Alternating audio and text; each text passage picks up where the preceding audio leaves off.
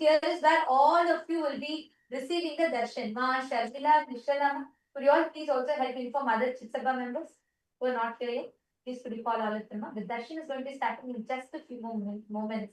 So let's all get ready. And today is going to be a powerful initiation, a very, very powerful initiation. So you all let's get ready to receive the darshan.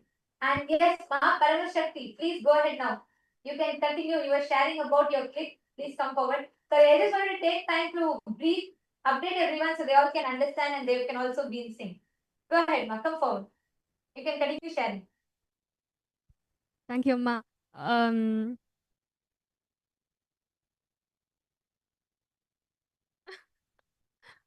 师父说，如果我们是从未显化到显化状态是很容易的。Swamiji says actually it's very easy for us to move from the Vyakta to Vyakta. 从显化状态到未显化状态是很难的，就好像从大海里要用勺子把大海的水挖空一样。But if you want to move from the opposite way, it's difficult. It's just like using a spoon to empty the ocean. 所以当我们把投影仪的光关上，进入未显化状态的时候，我们替换影片可以替换成任何影片，可以下载任何能力，可以显化自己，创造出来任何的体验。So that's why when we turn off the projector, we have the freedom to play any film, can create any experience of the reality that we want. 但是如果我们把投影仪开，已经在播放一部影片，我们想把它改掉是非常困难的。But if we turn on the projector and we're already playing one film, so it's difficult to change it anymore. 我们很多时候用头脑想要去解决问题，头脑的存在焦虑，想要去不停的制造问题、解决问题，就好像是已经在播放了一部影片，我们在屏幕上乱写乱画。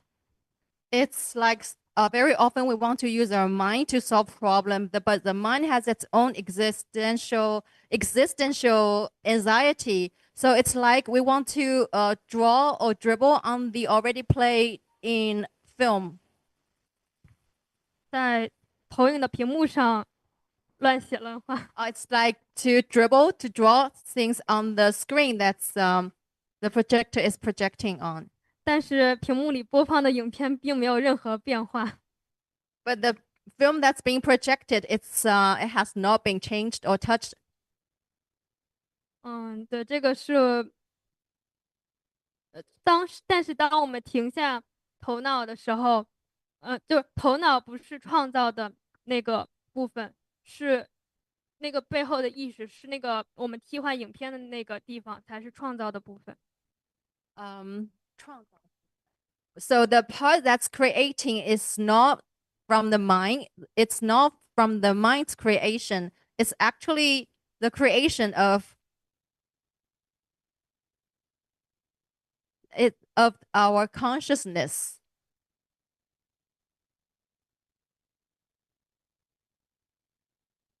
It's the part that can store the information.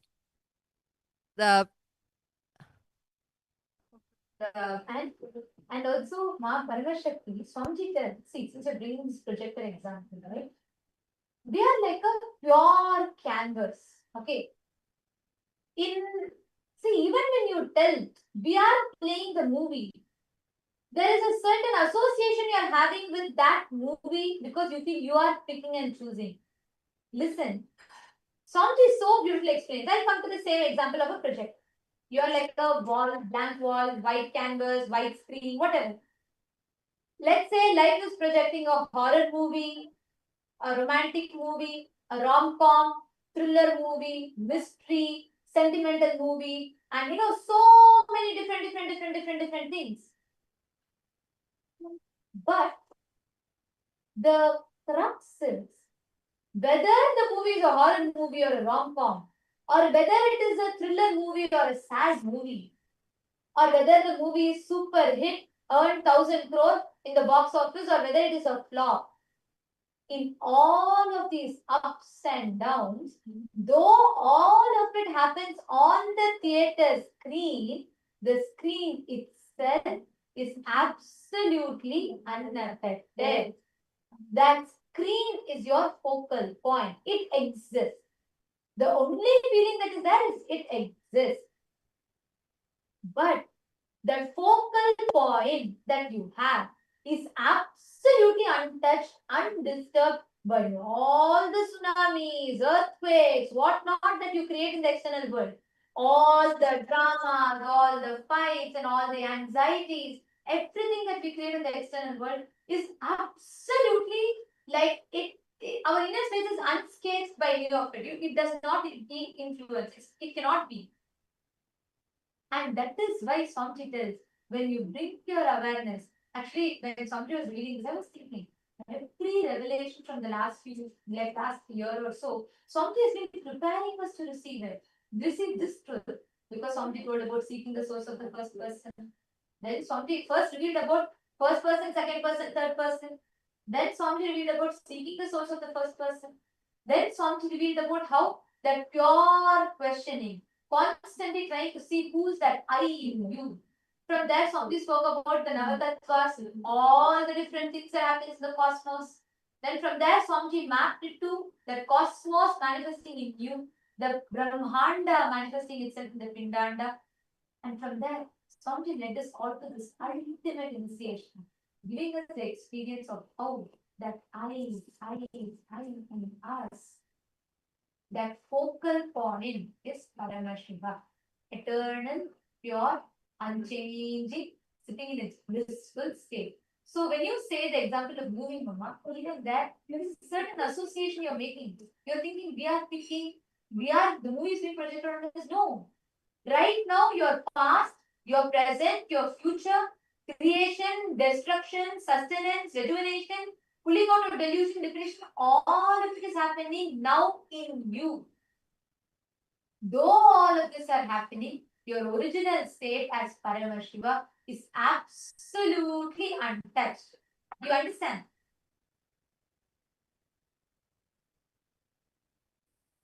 Yes, ma.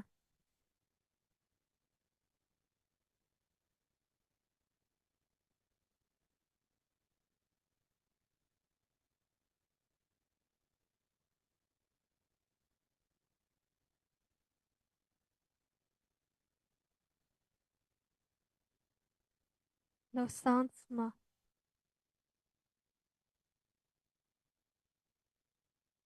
Oh, sorry, ma'am. Yes. Is there anything else you want to share, ma'am, Paramashakti? 没有，暂时没有想分享，但是我还没有听太关于 Nada 和冰度的那个部分。 I don't have anything more to share, but I'm not very clear about the part that you explained on Nada and Bindu. Thank you for coming up, because by answering your question, even I got deeper clicks. The moment I started answering your question, even I got deeper clicks from that, because that is why we all need to have Vakyartha success. You understand? When each of us are sharing, the moment you started talking about it, I started thinking, yes, but Swamiji also told that, we may be the state on which all of this happened, but we are not affected. That means the original state of us is not affected. So I should also thank you. Thank you for coming up and sharing. Because of you, I got deeper clicks. Thank you. Thank you so much, ma'am. And I'm actually seeing a lot more from all the e-citizens that are logged in here with us. Wong Swanchi, and Ezekiel Aya, Ma Chandravidya, Ma Mugda, and Ma Chetna, Ma Monica Singh. You all can post your questions, because I know for the first time when you're hearing such a discussion from us, you may have a lot of questions raising in you. You can all post your questions here. Ma Cecilia, you should join the SJP's room. You should join the Chitsabha members room. And all the Chitsabha members, please rename yourself with Chitsabha member, your SJP IDs. Nityanandam, Ma Lata Hadley and Harish Hadley Aya. Nityanandam, Lata Ma, where is Harish Aya? Call Aya also. It's amazing truth Swamiji has been giving. I'm so happy that you both SJP IDs.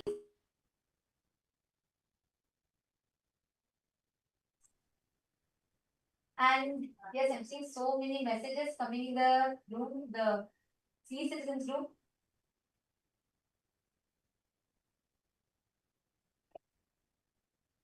Each of you can post your click. Can all of you share your click? Can each of you share your clicks? The e-citizens, all the participants, viewers that are joining us, Mana Daisy and Monica, because how do you all connect with when you listen to this? If you have any questions and doubts as well, you can post. Nityanandam, Ma Helen Gomez, Nityanandam, Ma Chaitana, Nityanandam, Ma Guru Prasadini, Nityanandam, Ma Nitya Guru Prasadini, you should join the Rajsabha room. Ma Shanteshwara. I'm also seeing a few of the Rajya Sabha members who have joined here. Ma Karnan and Ma Chandravidya, Ma Mirada. All of you can join the Rajya Sabha room. Yes. And Gautam Goshaya. Ma Nyanisha, did you understand? Did you click with these rooms? There are so many of you joining here. Ma Andrew Wilson and Ma Lee Chen Lee Nityanandam. Guru Sharana Kata Shakti Nityanandam. We have Pal Thakaraya Nityanandam. We have Ma Anastasia Nityanandam, Ma Wendy, Ma Karina Wang. I'm seeing many more people here. Nityanandam to all the e-citizens. I request if each of you can also post in the chat as you are listening to all these sharings from the Paramashiva Sena participants, and as you're listening to all of these truths, what is clicking with you? What are your powerful cognitions? All of you can post it here, because right now, to prepare for the satsang, the best way for us to prepare for the satsang, to receive this initiation from Swamiji, is by drilling this truth deeper in us. By understanding and drilling this truth deeper and deeper in us. So this is going to be a very important discussion. Many of you have posted that actually to all the PSS participants, as each of you were coming up and sharing, all the PSS participants, we have many of the e-citizens who have posted that they were able to so deeply connect with it. They were able to understand these truths deeper. So any of you have any questions also, you can post here. Madan Kumar G is asking, my mother, Nityanandama, my mother passed away 8 days back. Can I see Swamiji's darshan? Yes, you can.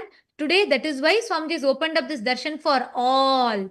Everybody can join. You all can share this link with anybody. This is sudden enlightenment guarantee. All the Chitsabha members, please can all of you also call everybody you know in your zones, any other Chitsabha members. Let us make sure nobody is missing this. All the e-citizens who are joining, all of you can share this link to anyone. You can call your family members, friends, even if you have somebody who just wants to experience the healing, they can come and attend the darshan, be a part. They will automatically get the healing. They can also receive the darshan from Swamiji and also listen to all of these powerful cognitions. Actually, these are very, very powerful. So reach out to all your family members, friends, and invite anyone and everyone can come. So Madanaya, don't worry, definitely you'll experience the healing and healing through Swamiji's darshan. And now it is time for all of us to get ready to receive the darshan.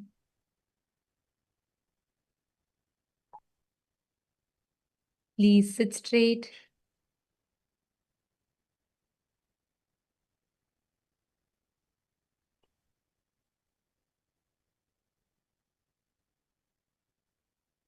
Please close your eyes. Let us all prepare ourselves to receive sudden enlightenment. The enlightenment, ultimate enlightenment, sudden enlightenment guaranteed. Please close your eyes, settle down.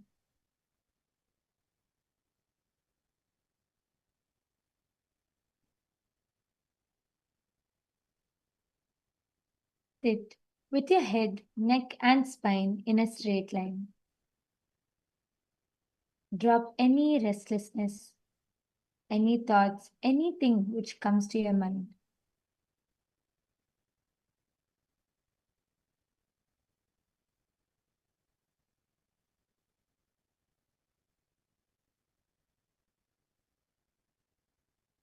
Prepare your mind and your inner space to receive the darshan, to receive sudden enlightenment. Please close your eyes. I request all the members, please make sure, just a few more announcements. Please, can I request everybody to be on camera? Anybody not on camera, we might have to be removing you all from the Zoom due to security reasons. So please be on camera at all times during the darshan.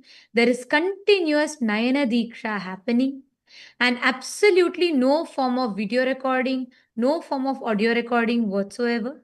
Any violation of the security protocols will be leaving us with no option but to remove you from the meeting. So please make sure all of you are continuously on camera throughout. Let us all enter into the meditation.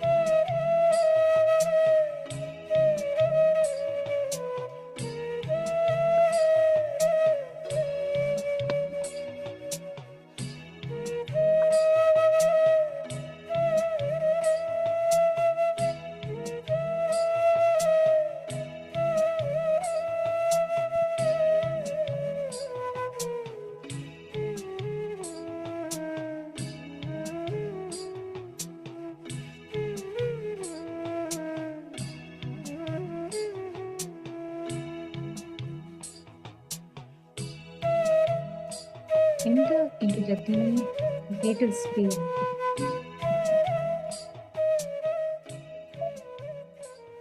Enlightenment itself is given to you. The ultimate is gifted to you too, as a gift, sweetly, and remain in that space of deep seeking to receive that enlightenment.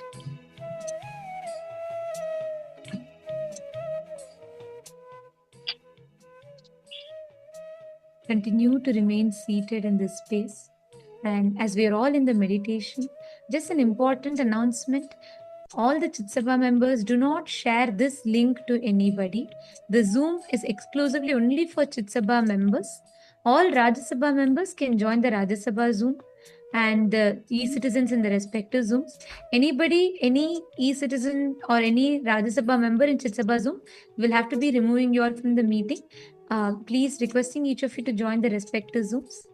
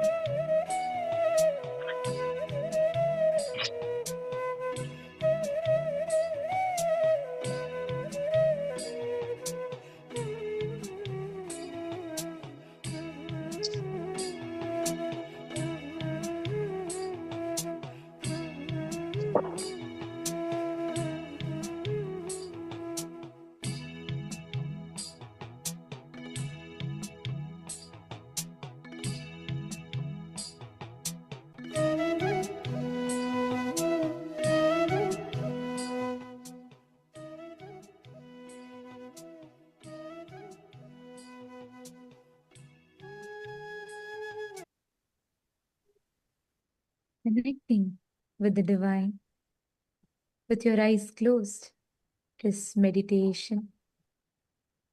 Connecting with the divine, with your eyes open, is darshan. Come, let us all now move from meditation to darshan. Slowly, very slowly, please open your eyes.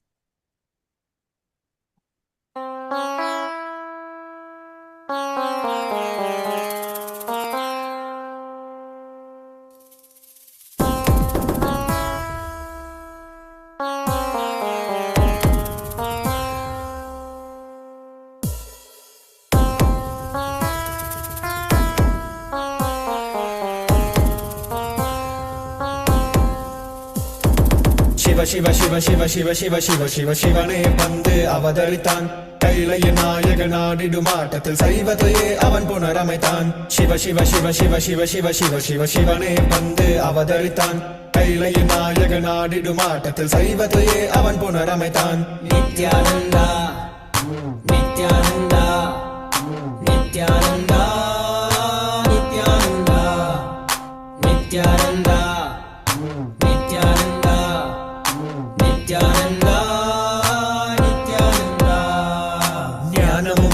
ശക്തിയും பரமனாகனதில் பதித்தது அஷ்டசக்தியும் 10 திசைகளும் உன்புகழை பறைசாற்றியது கைலையை படைத்த கலைஞனே கைலை நாயகா பரமேஸ்வரா உந்தன் அருமையை அகிலம் பரப்பிட படையெடுப்பனே மாஹேஸ்வரா இது ஆதி சைவம் போற்றும் எங்கள் தேசம் ஆடி பாடி கொண்டாடிடும் கூட்டம் என்று உந்தன் அழகு கவிதை பேசும் ஜெய ஜெய ஜெய ஜெய நித்யானந்தா சிவன் அருளோட சக்திகள் வெளிப்படும் பைரவனின் காவலோட அகிலத்தை ஆண்டிடும் வீரன் அவன் வழி நடந்திட அவனோட வாழ்ந்திட வேண்டி வந்தேன் நானும் அவனோட சேனை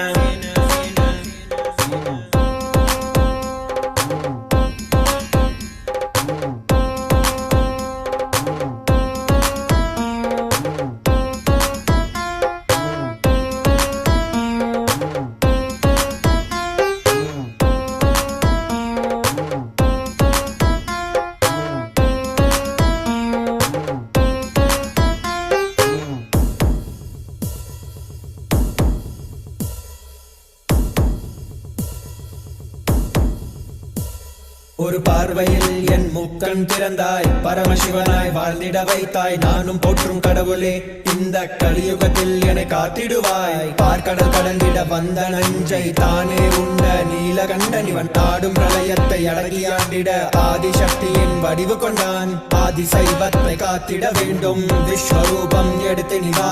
கோடி அடிகளை தாங்கிய பரம்பரை எழுதில் நாங்கள் வீழ்வோமா? மதுரையை ஆளும் அரசனாய் வந்த சொக்கனாய், ஆதி கைலையை அமைத்த நித்யனாய், சென்று கைலையை செய்த செங்கோல் தாங்கிய சங்கரா. நெஞ்சிலே உனன் குருவையும் உயிர் பக்தியும் கொண்ட தேவனே, இங்கு அஹிம்சையே உனன் வாழ்க்கையாய் வைத்து வாழ்ந்திடும் பரமணியடா. Jaya Jaya நித்யானந்தாய, Jaya Jaya Jaya Nithyananda. Jaya Jaya Jaya நித்யானந்தாய, Jaya Jaya Jaya Nithyananda. Jaya Jaya Jaya நித்யானந்தாய, Jaya Jaya Jaya Nithyananda. Jaya Jaya Jaya நித்யானந்தாய, Jaya Jaya Jaya Nithyananda.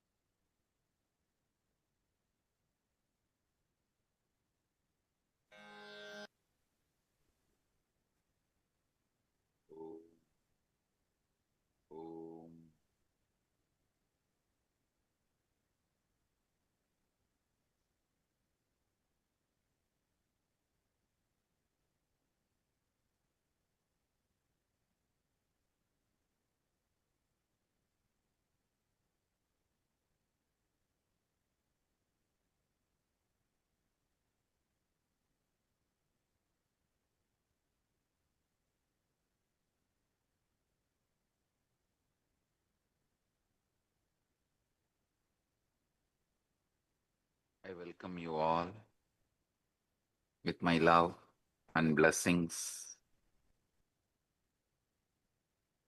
All the Recording in progress. Paramashivasena Program 11 participants,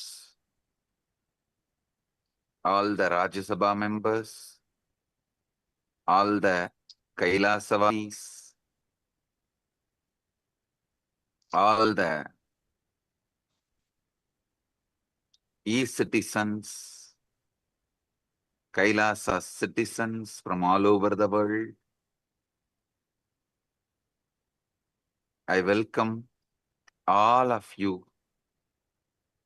with my love and blessings.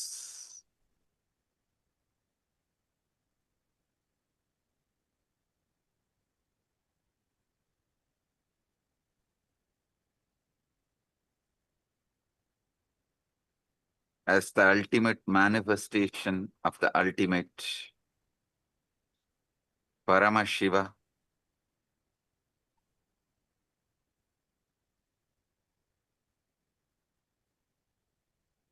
I bless you all with Paramadvaita. Paramadvaita Praptirastu.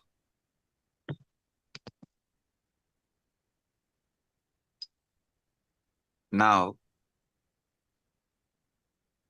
what I am going to reveal is not just information or some philosophy. It's a straight truth and initiation. Listen. It's a truth and initiation. Whatever I'm revealing now is not some metaphysical truths, metaphysical ideas, philosophy. It is straight initiation and truth.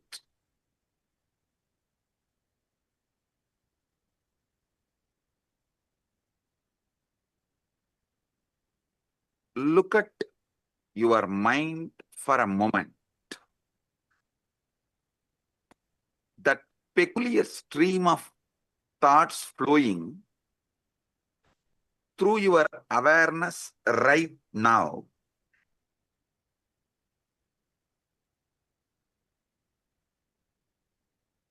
The commentary that never stops, that goes on judging you, judging others, judging everything.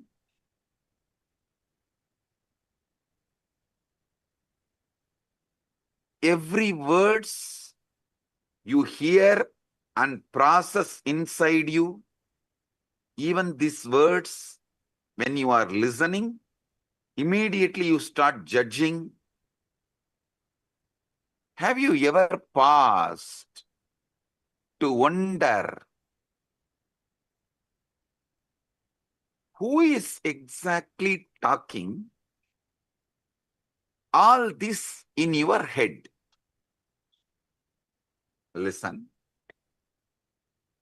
Have you ever paused to wonder who is exactly doing all this talking in your head?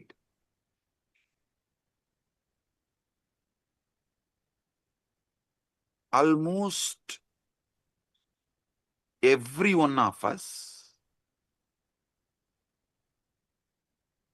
pass our entire lives listening to this internal monologue without ever questioning its source.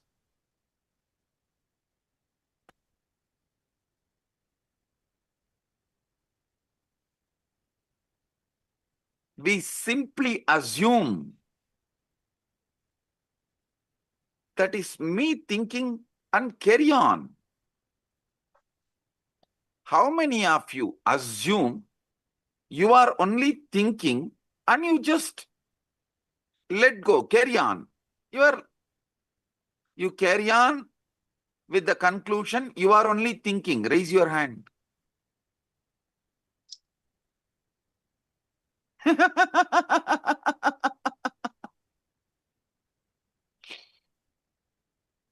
Come on. Is it really you? Are you creating these thoughts? Or are they simply arising in you like clouds swarming in the sky? Come on.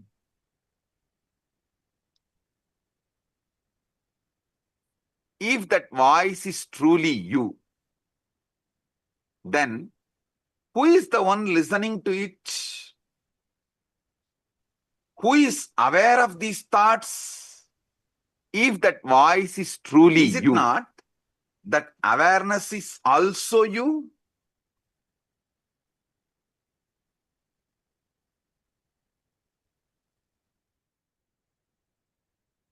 How can the speaker and listener seemingly existing in the same mind points to something quite extraordinary?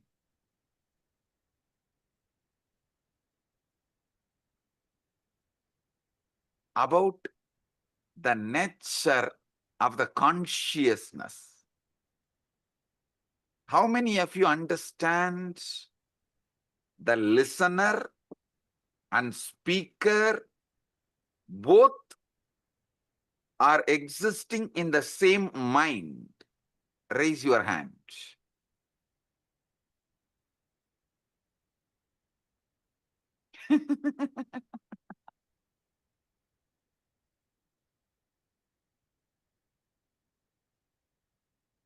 Now,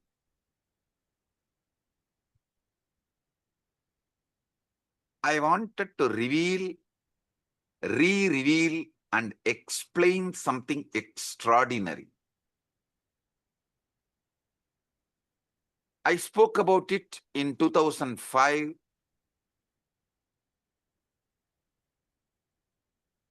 The Guaranteed Enlightenment Satsang on Ashtavakra Gita in Bangalore. Now I'm going to reveal it in a different level, I should say, as an ultimate level.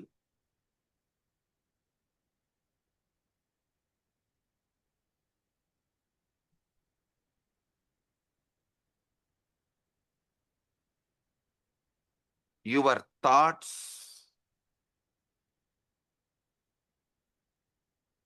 when you are able to predict, you are the speaker and you are the listener.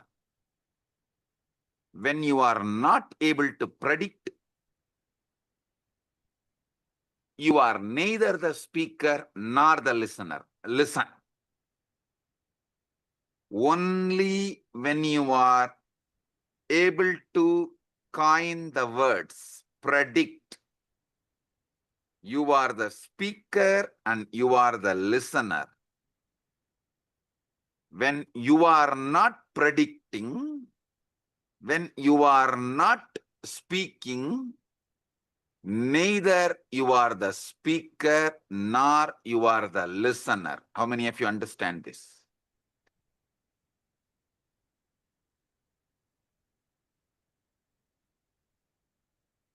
You can't answer and take it for granted. You are only thinking. No.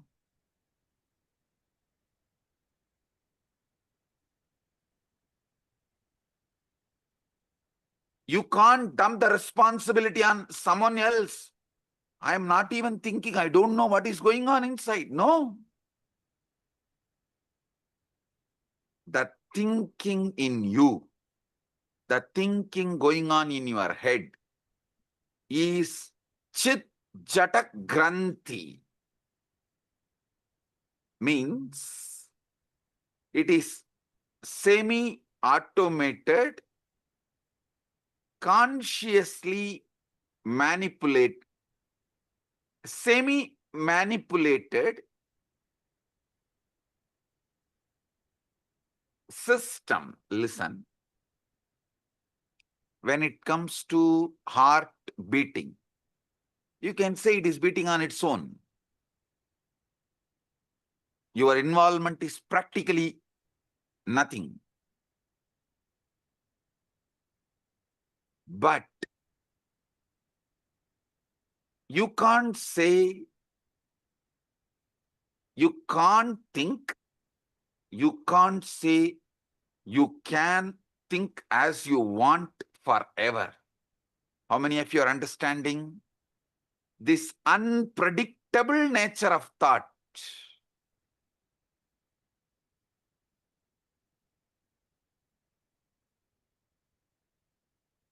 As you are listening to these truths, there is a voice in your head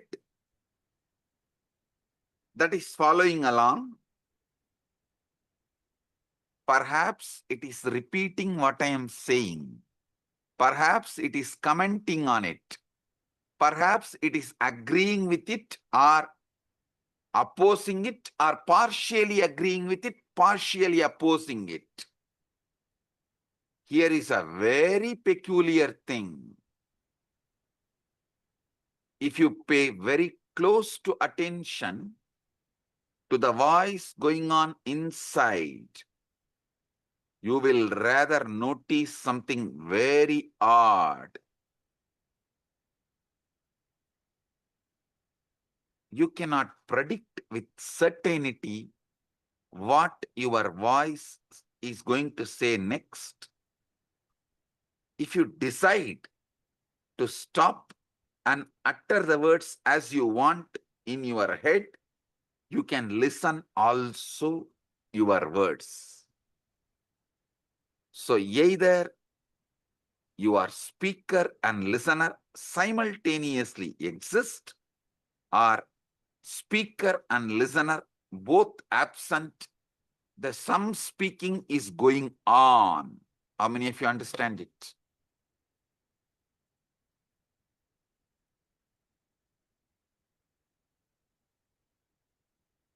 Owning up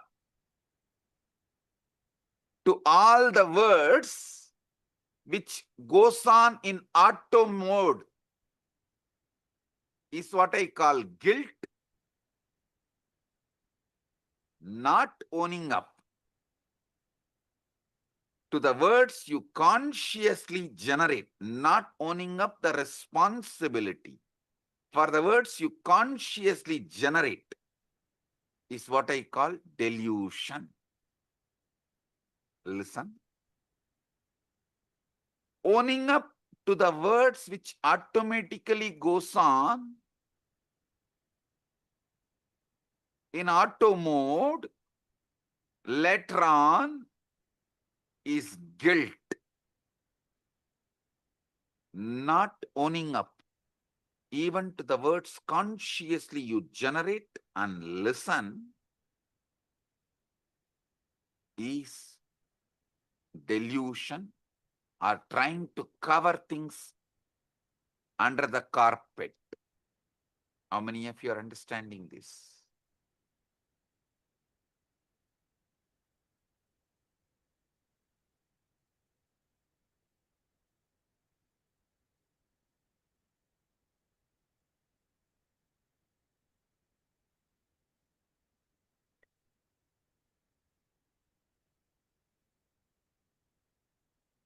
You cannot predict with certainty what this voice is going to, what your inner voice is going to say next. That doesn't mean you can't control it.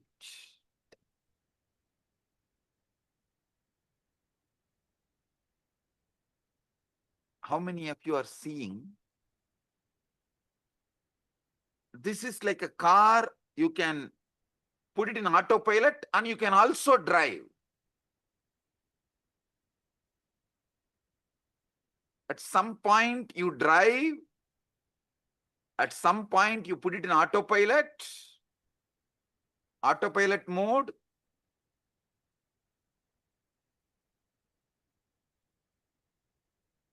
But unfortunately, even what goes on in the autopilot mode, you take the responsibility, you feel responsible for it. Automatically you feel you are only talking. How many of you understand it?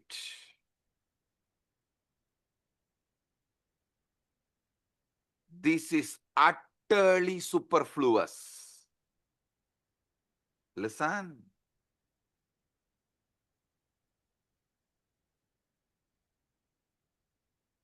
Non-recognizing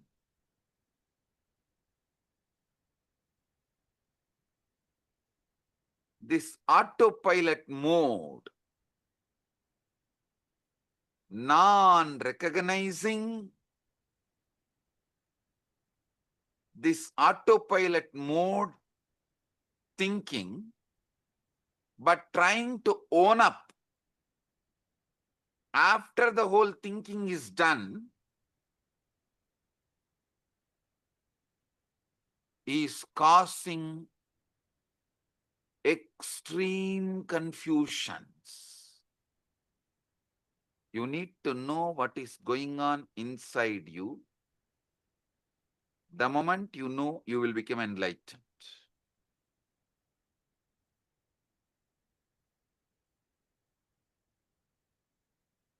Am I doing the thinking, or is thinking happening to me?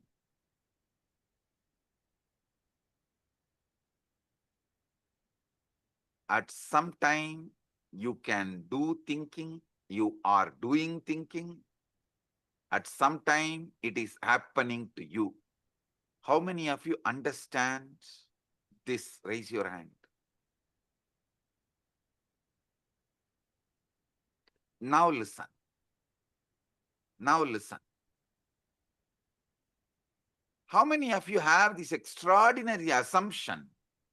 Because these thoughts are occurring in your head, even when you are not thinking, you assume it is yours. Even in the autopilot mode, what goes on, you assume it is yours because it is happening in your head. How many of you assume? Raise your hand.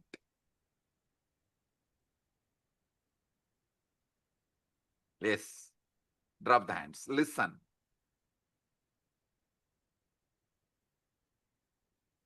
When you truly look for the thinker, the one who supposedly initiates each thought, you find yourself in a very curious position. Weird position.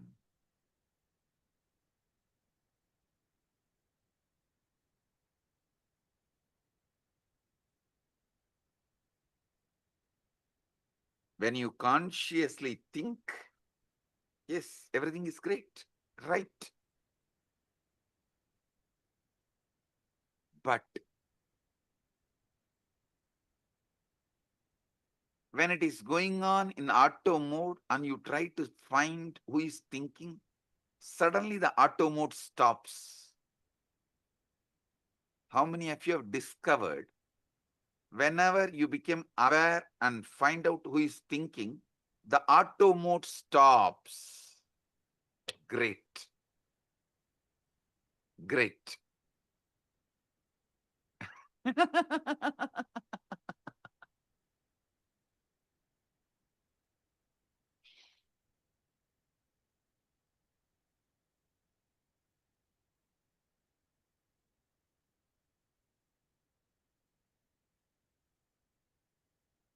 Listen, I'm going to introduce the third mode. One mode, the auto mode thinking goes on and you are not listening. One mode, consciously you are thinking and you are listening.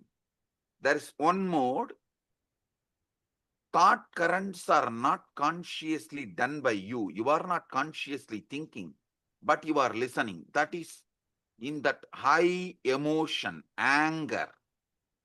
Thoughts just come.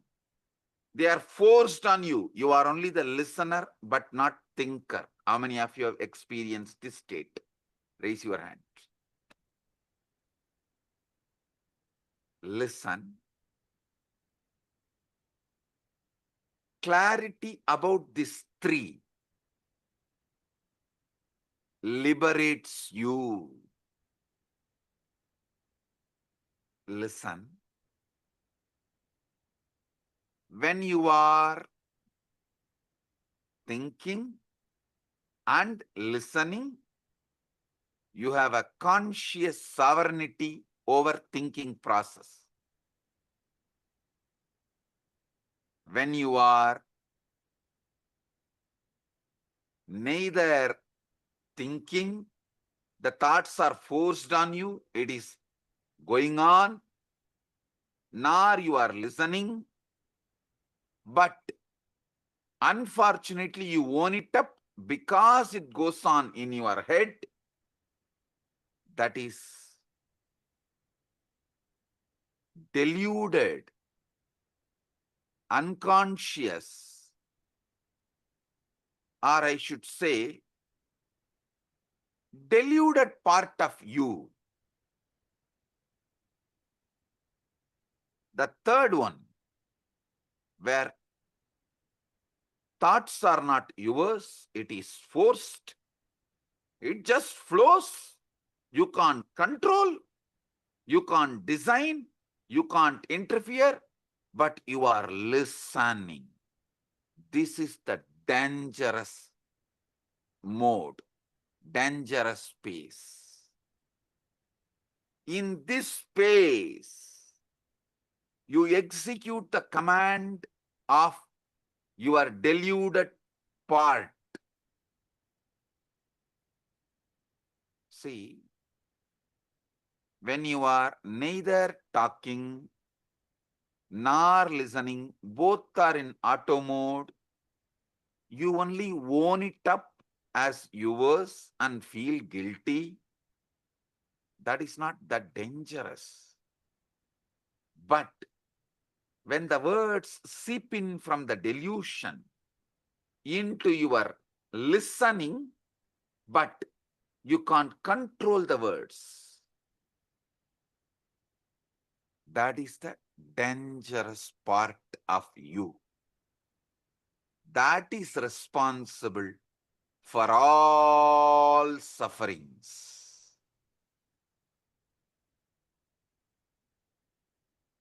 You may say, your brain is thinking,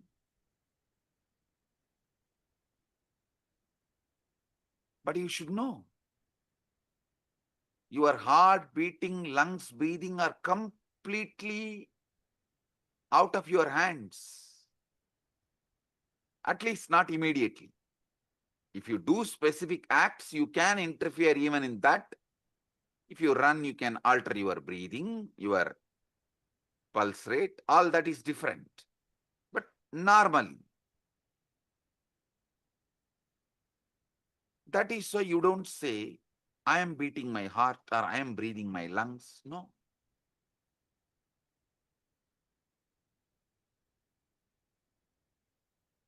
You know, these are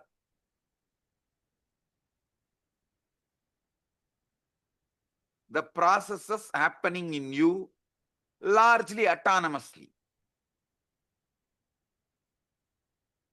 But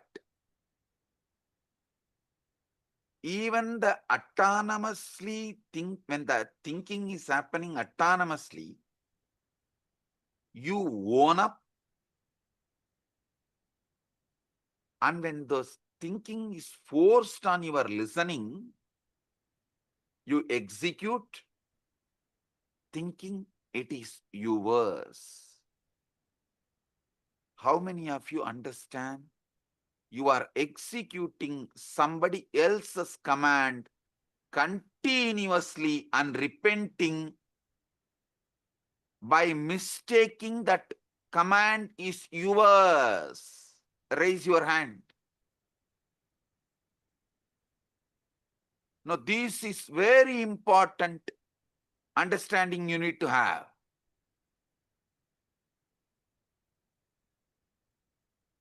Listen to these three. Drop the hands. Listen.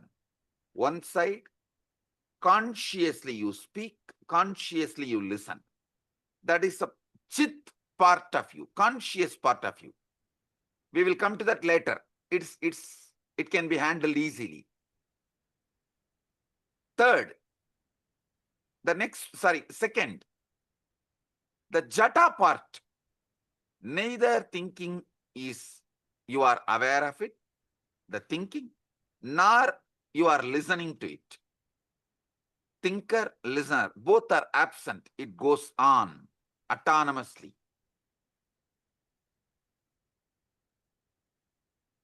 The third, dangerous.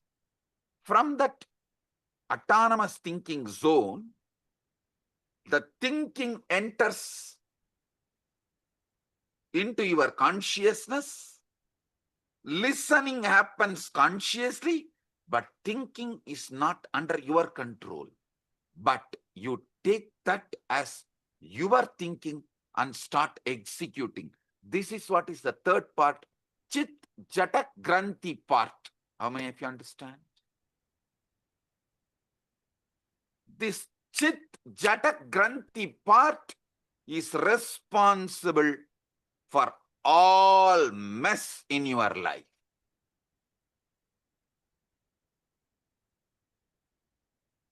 When you are taken over by anger, lust, greed, pain, insecurity, violence, the command is generated by somebody. You are only listening, but you strongly believe you are generating that command and executing it, even putting your life at stake, running behind it. How many of you are getting?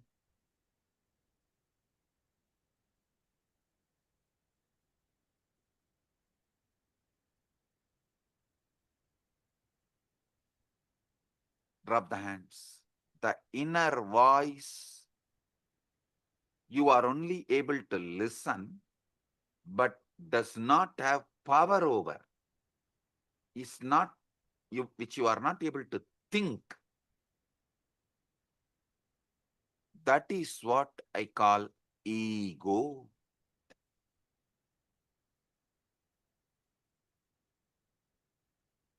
Devil commanding and making you execute. unfortunately, you own up the devil. You feel the devil is advising you for good. You even have justifications. Knowing that voice has cheated you many times, you still have justification. Listen, obey. Sometimes, to escape from your small mood swings, you make the decision which damages your whole life. To escape from a small pain, you make the decisions which damage your whole life. How many of you understand this?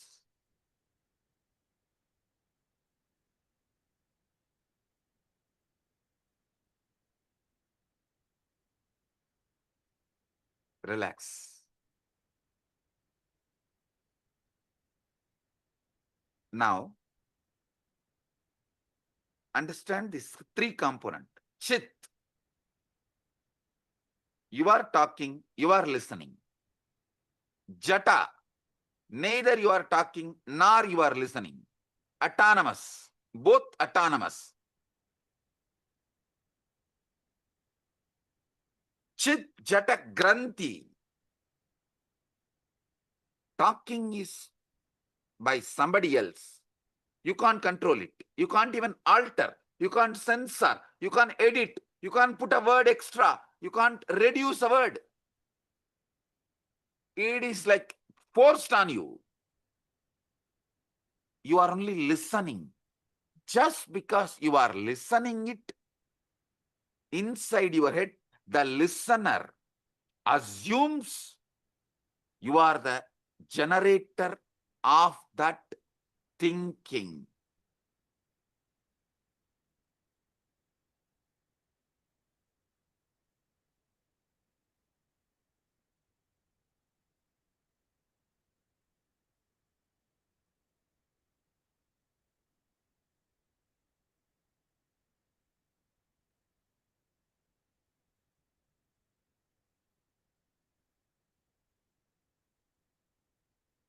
Chit Jata, Chit Jata Granthi.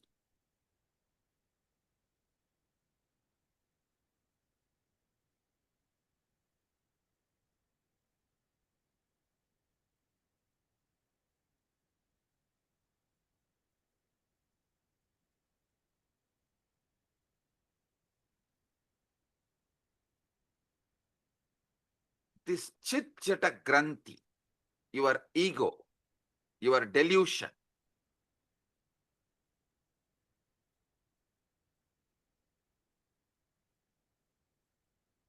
this part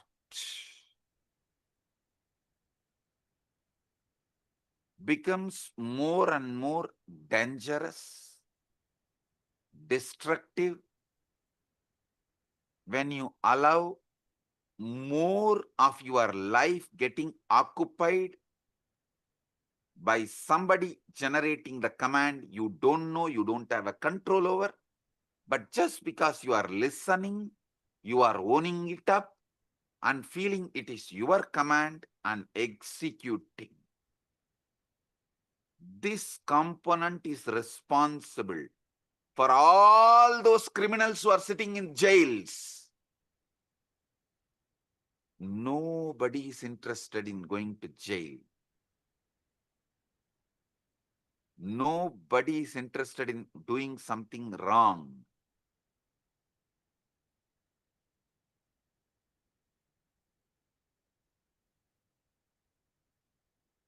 But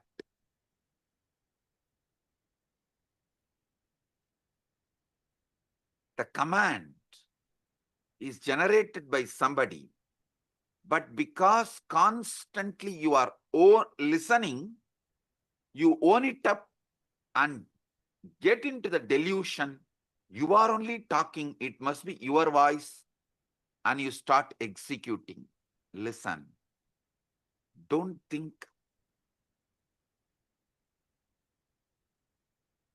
This Chit Jata Granthi creates put someone only in the external prison. This is internal prison. All of you are also in a way, kind of a prison, which is just this chit chata granthi, and the decisions you made because of this chit chata granthi, the securities you built around you, which has become many times a prison, the life you built around you, which has become many times prison, many things you built around you, which has become many times prison,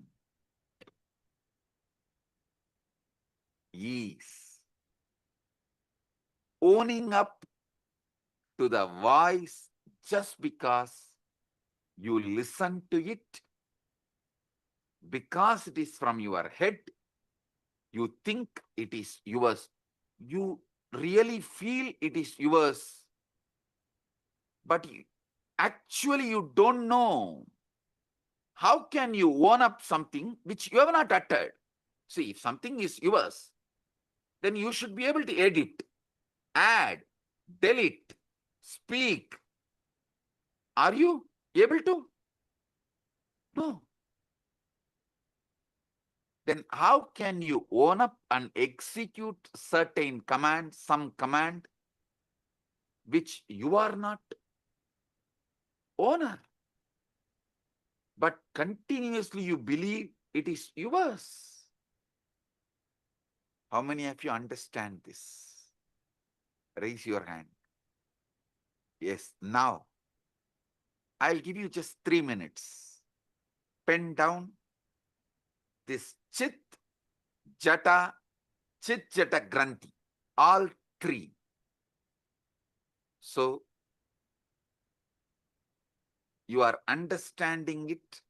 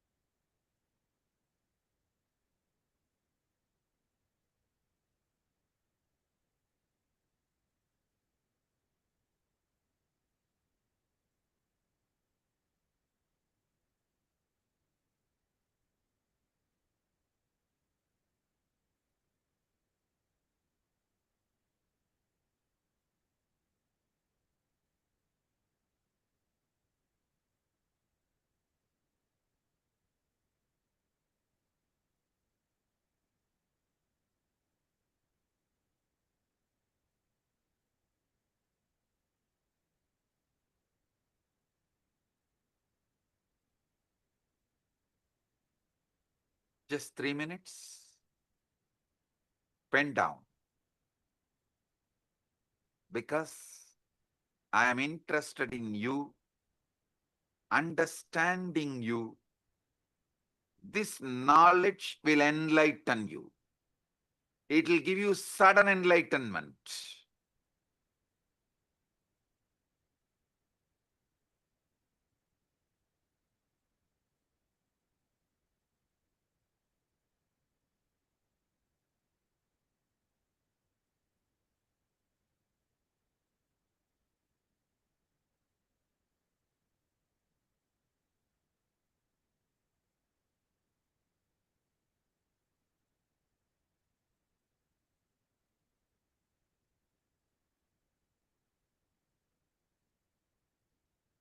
Now listen.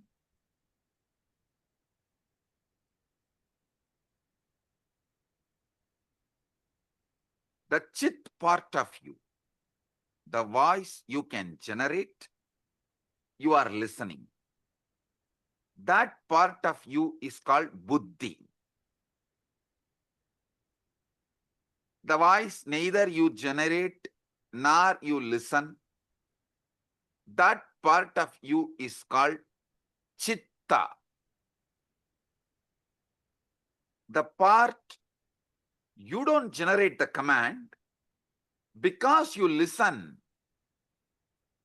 You assume it is yours and you obey. This part is called ego, ahankara. This voice of ego, listen, this is actually the 90% of your life. 90% of your life is dominated by this third component. How many of you understand that? 90% of you is dominated by this third component. Drop the hands. Listen. This voice has been shaped by everything you have ever experienced. Your parents, your education, your books, all the books you read, the conversations you have had, the very culture in which you have grown up. When this voice speaks of I, of me, of myself, what is it really referring to? See, when the chit-chatakrandi, the ego, when this voice is delivering command, it uses the word I, of me, of myself. What is it really referring to? I tell you one small example. It is the politician talking, I am making this decision for all of us. Please, all of you, execute. Do you have a say in the decision?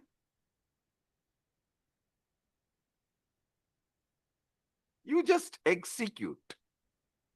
And you are convinced you made the decision because you voted 4 years before or 5 years before.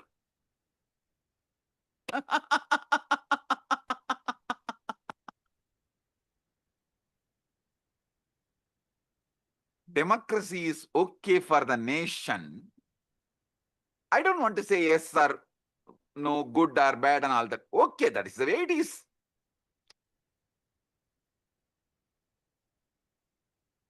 But blind way of living is not right for yourself.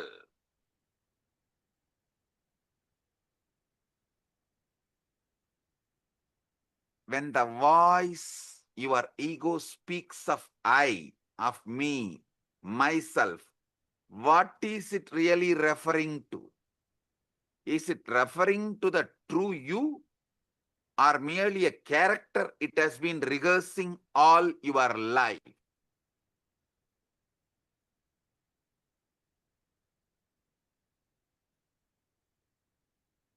How many of you understand? From the moment we learn language, we are taught a most peculiar game. We are given a name and told, you are this. You are Ram or Suresh. I always refer these names because in India, if you scream Ram, 1/3 of the country will turn and see you. If you just shout Ram, 1/3 of the country will turn and see you. In Tamil Nadu, if you scream Muruga, 1/3 of the Tamil Nadu will turn and see you. In Tiruvannamalai, if you call Arunachalam, 1/3 of Tiruvannamalai will turn and call you, see you.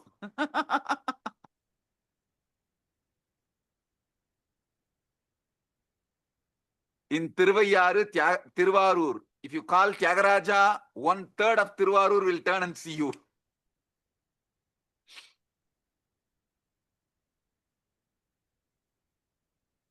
Listen, this peculiar game of name, as if this collection of sensations, feelings, experiences, all is a one continuity you get deluded by that one word called your name. How many of you are cracking it?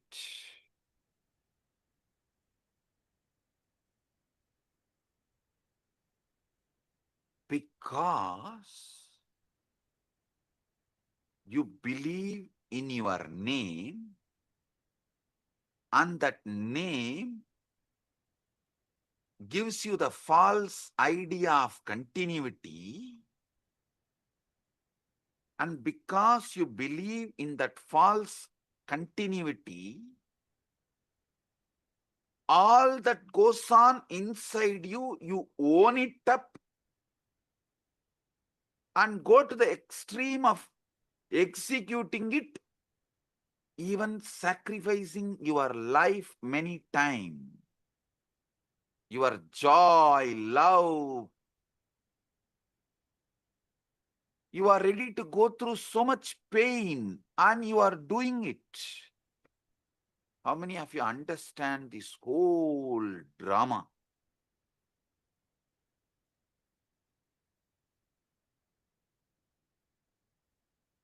Gradually, through the years, you build up a story. I was born on such and such a date. These parents to these parents in this place. The voice in your head becomes the narrator of the story, constantly upgrading your biography, constantly telling you who you are. On and on it goes, weaving this fictional character. You take it as yourself. How many of you understand? This is the way the development of the ego, personality is done in you. I give you a few more minutes, 1 or 2 minutes, just jot down how your personality, ego is created. Pen down.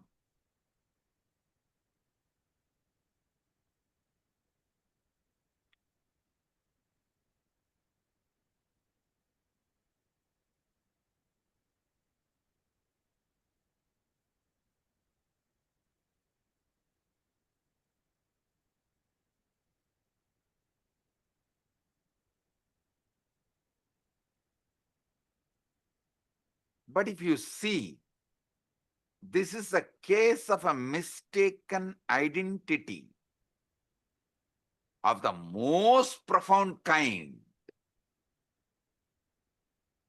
With how many of you this clicks? Oh God, this is really, really, really most profound mistaken identity.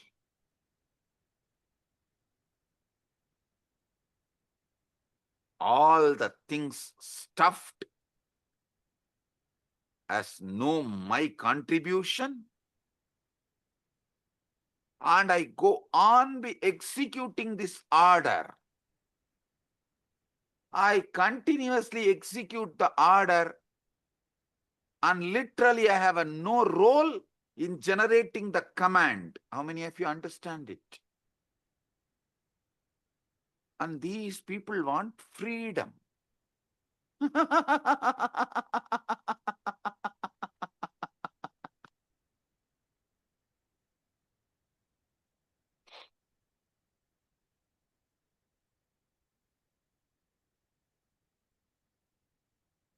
How many of you are right now seeing your ego is mistaken identity of the most profound kind?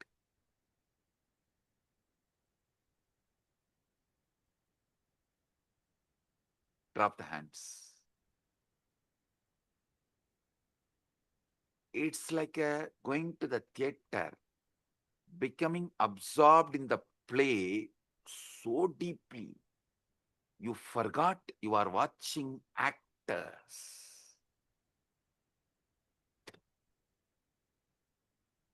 Actually, your case is worse than that because the play has been going on so long, your entire life, that you have utterly forgotten. It's a mistaken identity of the most profound kind is performing this whole thing.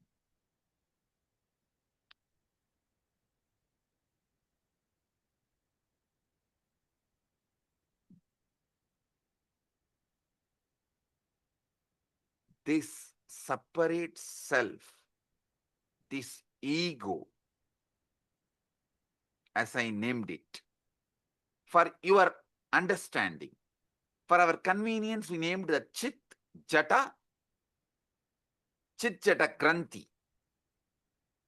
Buddhi, Chitta, Ahankara.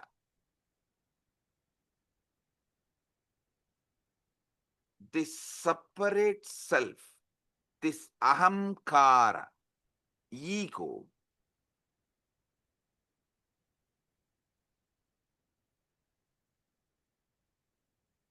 is the source of all Maya,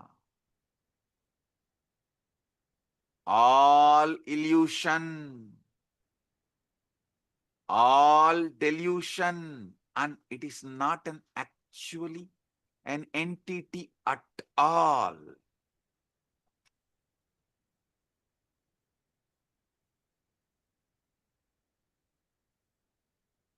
I enlightened all of you about your buddhi, your chitta, your ego, which is source of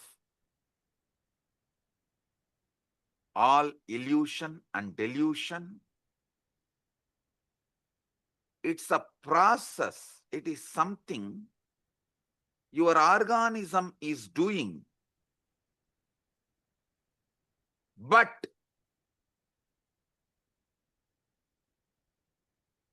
not something your organism is.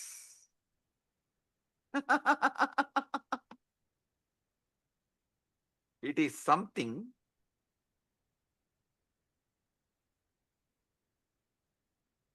you believe your being is doing, but not what your being is.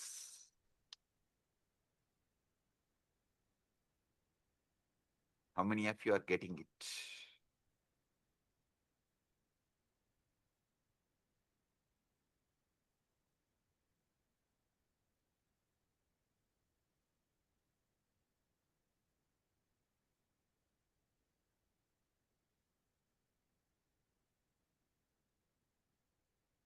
When you say, I think or I feel, what exactly is this I think or I that thinks and feels? If you try to point it, what can you point to? Your body? But your body is constantly changing. Once in every 7.5 years. That is why in Hindu tradition, in our horoscope, we kept it sunny for 7.5 years. Once in 7.5 years, your body completely changes. How many of you know that? Every cell is replaced.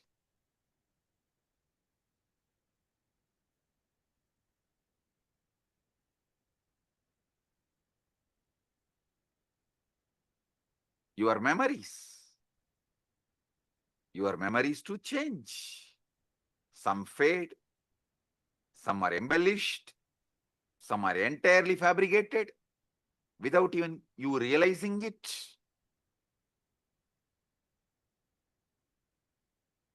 Your memories change, your bodies change, your ideas about you change.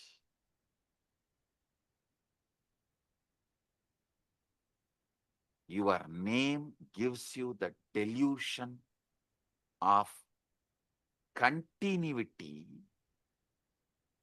stops you experiencing eternity. The delusion of continuity stops you experiencing eternity. Note down this word. This is the most powerful cognition.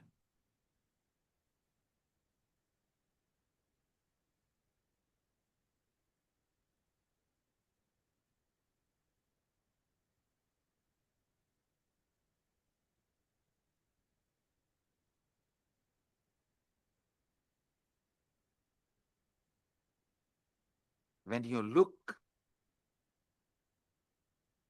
for your true self, it's like you trying to catch your own shadow. The closer you get,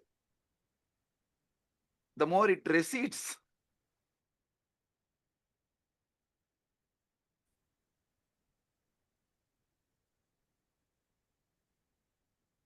How desperately you cling to it, how terrified you feel at the prospect of losing this sense of self. How many of you understand? You are terrified at the prospect of losing this sense of self. That is why you continue to cling to this delusion. That's a true pathology.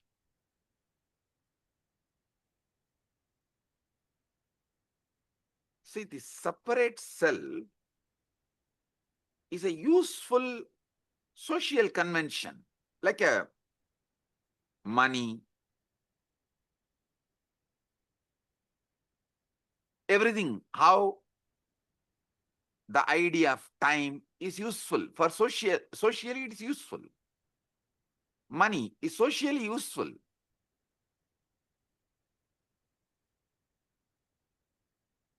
But not the truth.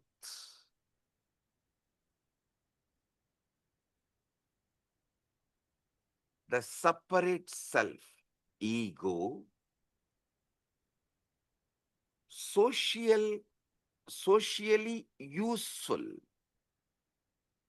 useful as social convention, like money, but not the truth.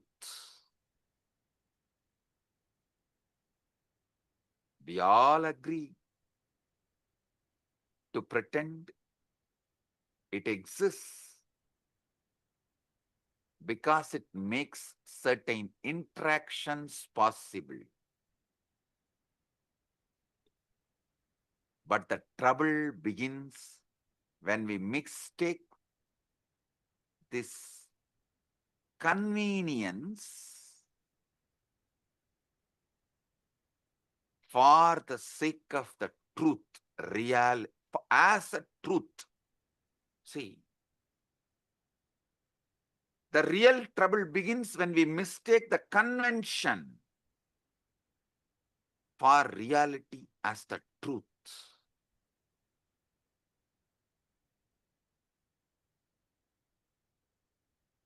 There's a most peculiar paradox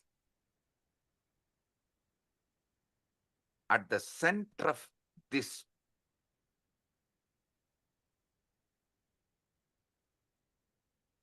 seeking the truth. Listen, I am actually decoding that 4 Mahavakya of Upanishads for all of you. Naham deham, koham soham. Later on I'll explain. This is the Mahavakya I am decoding step by step for all of you. The most peculiar paradox at the heart of this seeking the truth, when you attempt to observe the voice in your head, to watch your own thoughts as they raise. Who exactly is doing the watching? It seems there is an observer standing apart from the thoughts, doesn't it? Tell me. It seems like observer is standing. That is why you are able to seek, watch.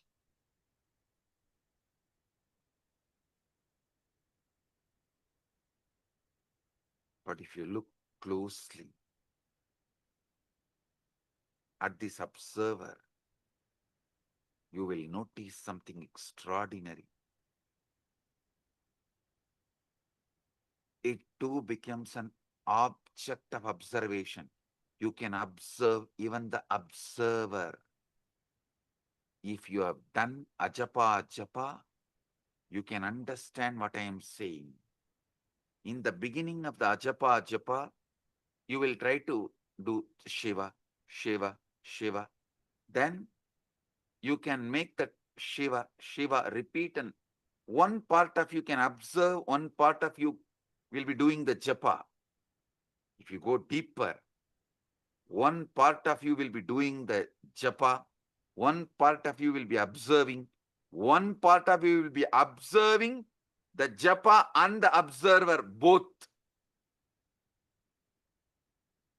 If you have done ajapa japa sadhana, you will understand what I am revealing.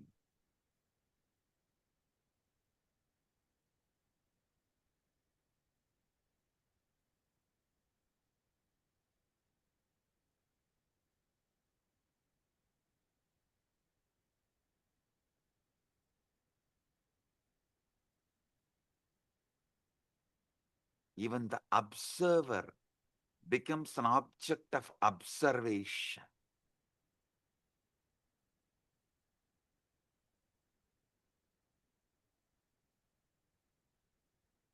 You can see everything except the scene itself.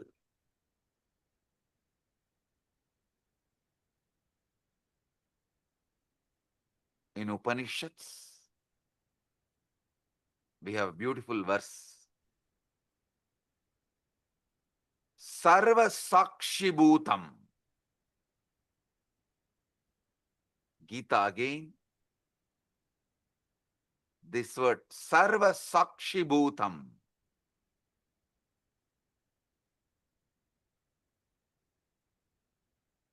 The word is used. Sakshi.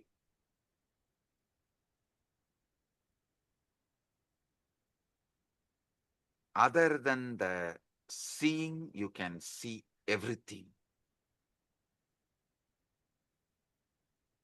This Sakshi Bhutam, this witnessing presence that is aware of everything, including your thoughts,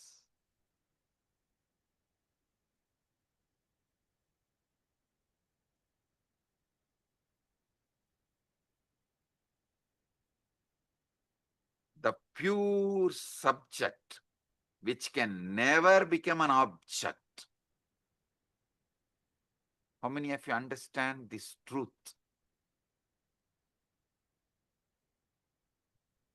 Sakshi, listen. This Sakshi, the pure witness,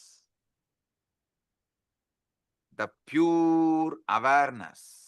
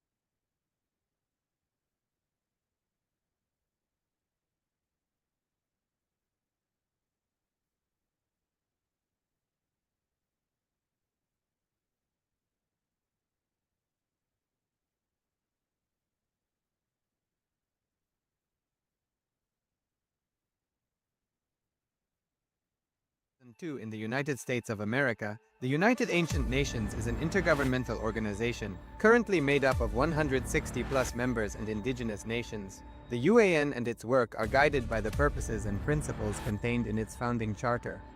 The UAN is a manifestation of the profound connection amongst indigenous peoples across the world, including African, Andean, American, European, Caribbean, Oceanic, and Asian regions, rooted in shared wisdom, sustainable practices, and deep reverence for the earth.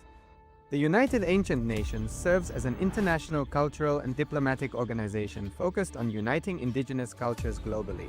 Our governance structure is council-based without territorial claims, led by a collective leadership through our General Secretariat.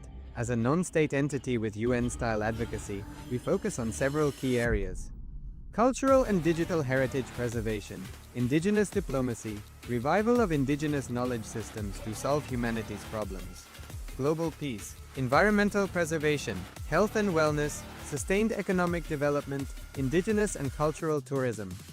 While the UAN represents numerous indigenous cultures, the United States of Kailasa serves as the first indigenous nation specifically for Hindus. Kailasa's mission is focused on the revival of the ancient enlightened Sanatana Hindu civilization with a formal governance structure including a head of state, ministers, and ambassadors.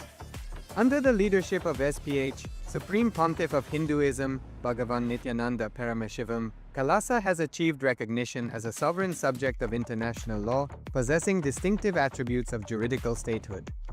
The United States of Kailasa is the main sponsor of the proposed UAN headquarters. This initiative would bring forth an estimated $100 million in revenue for the host country through summits, conferences, tourism, and development projects. The proposed UAN headquarters would represent the world's indigenous nations and peoples through its architectural design. It would blend the best of all worlds, featuring top modern architecture, the highest green building standards, and ancient Vastu architectural principles. This headquarters would serve as a central hub for indigenous diplomacy, cultural preservation, and collaborative efforts towards sustainable development and global peace. Through this initiative, we aim to create a dignified platform for indigenous leadership rooted in ancestral wisdom, cultural legitimacy, and collaborative innovation, enhancing global dialogue and regional stability. The establishment of the UAN headquarters would position a host country at the forefront of a global movement promoting indigenous wisdom while creating significant economic opportunities for the nation and its people.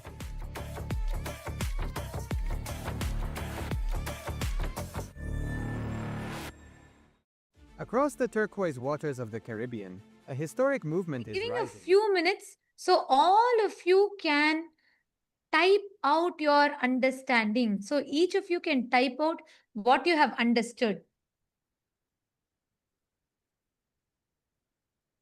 And I remember Samji saying about this Deham, Naham, Koham, Soham. Samji tell in a satsang in 2022 about how just understanding this, that going to the sea, questioning who is that I? Who is the source of all the thinking? Yes, Divya has posted, I can only not observe the seeing itself. Exactly. And everything else, all the things that there is. Like such profound way, Swamiji deciphered how our human mind works, and he just so clearly put it out to us. When Swamiji was telling this, it was like, our mind always we think is such a chaos. So we cannot declutter it to see what exactly, dissect it to see this is a part, this is how it is, this is how it is. But so powerfully, in such simple language, Swamiji put it out very clearly for us. Right? Can I request all the viewers, all the Rajya Sabha members, Chit Sabha members, and the e-citizens, can I request all of you to take a moment to type it out? Because Swamiji revealed the three important components: the Chit, the Buddhi, and the Jata, the Chitta, and Chit Jata Granthi, Ahankara, ego. Such profound definition of Ahankara, every word. To give this, I can't even summarize the satsang, or I can't even give a gist, because every word Swamiji revealed is so powerful and so profound.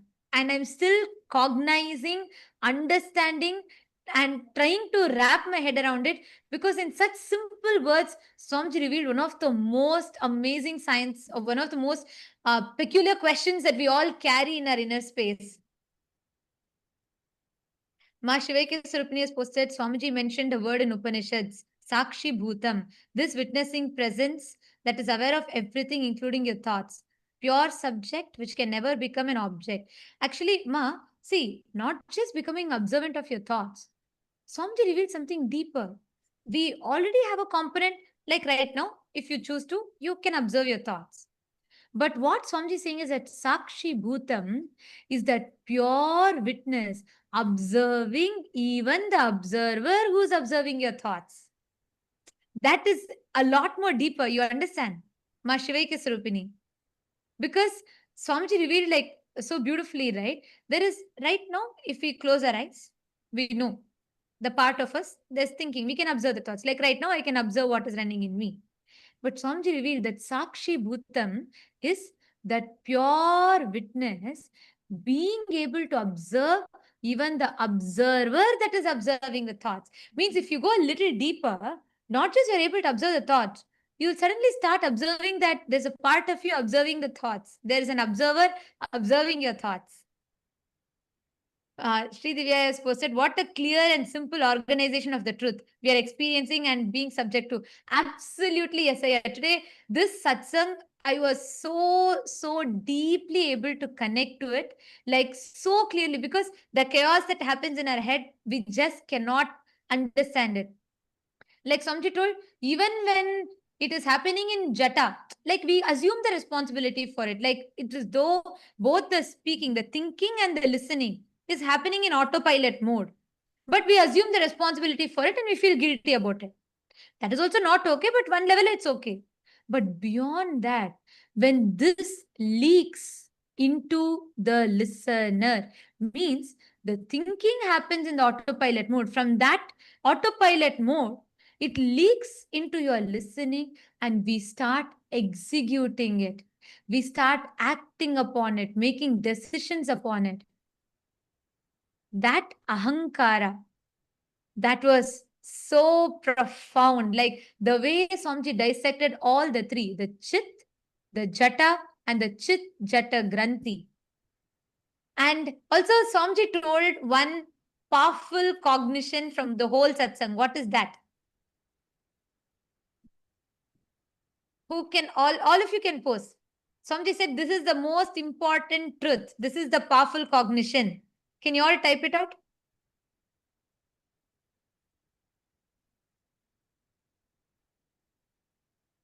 What is that one powerful cognition? Vimal Patelaya, you have put ego stops you experiencing eternity. The stops you experiencing eternity is right. But Swamiji said something very specific. Yes, your name.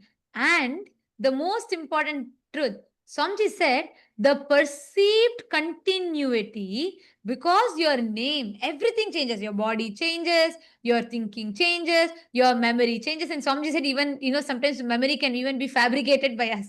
That was like another big shock. But anyways, so your memory changes, everything changes. But the name that you have, the perceived continuity the name gives, stops you from experiencing eternity. Wow. Just wow. What an amazing truth. Yes, Shiv Panditaya, your name gives you a sense of continuity, but you miss that you are eternity itself. Yes. And not just it, it stops us from experiencing the eternity because it gives us a sense of perceived continuity. It stops us from experiencing eternity.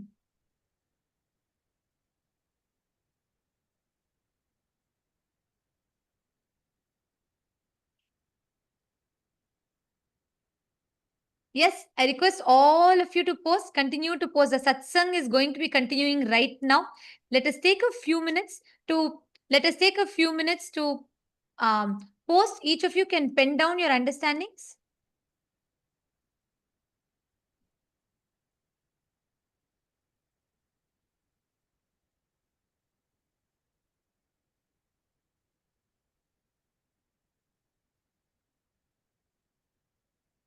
I'm seeing so many of you have posted. So many of you are posting your clicks.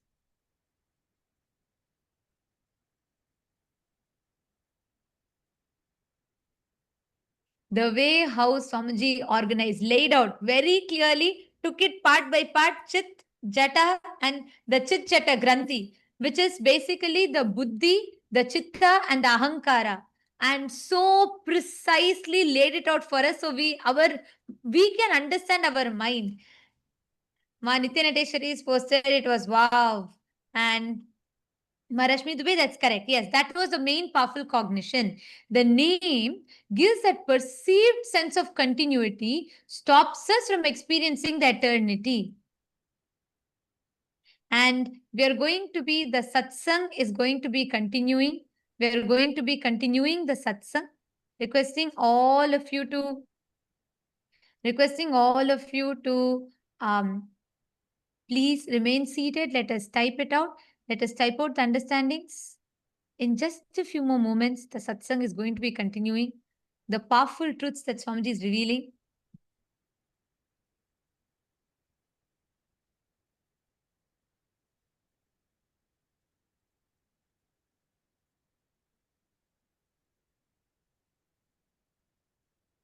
And all the viewers, all those that are watching us on YouTube, and all the citizens, e-citizens that are logged in here, can all of you also post what all each of you are understanding?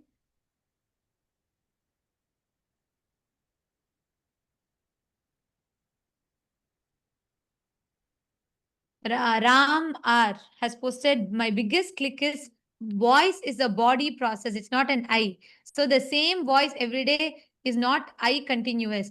Actually, yeah, see, Swamiji told, right? That voice, if you try to find the source, who's creating these ideas? What is the source of that autopilot thinking in us, that ahankara?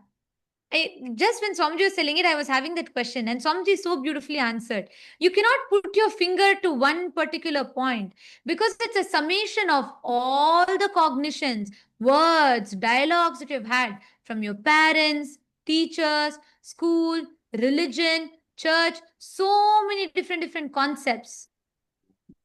A summation of all of it together. Om, om, om.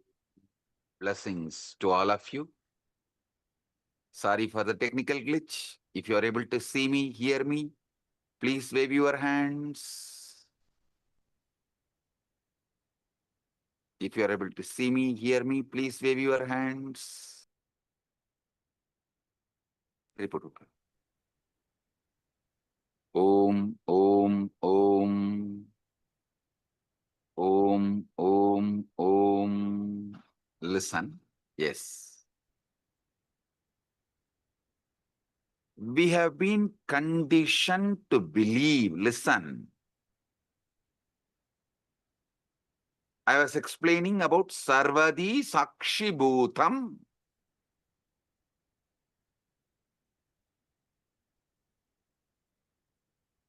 In everything, that pure Sakshi. In the West, we have been conditioned to believe that consciousness is something the brain produces. Like how the liver produces bile.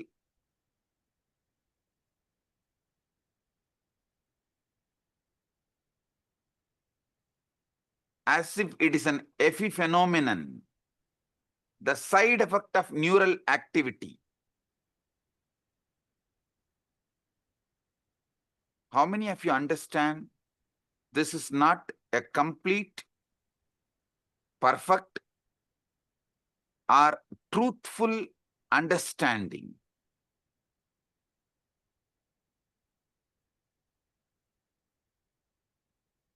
See, this is like the screen on which you are watching the movie is producing the movie.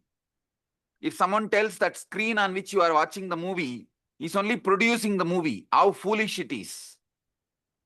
Same way, the screen receives the signal and shows it. Same way, brain receives consciousness, but not producer. So understand, this Sakshi, Sarvadi Sakshi Bhutam, is consciousness that is not produced by brain. Listen.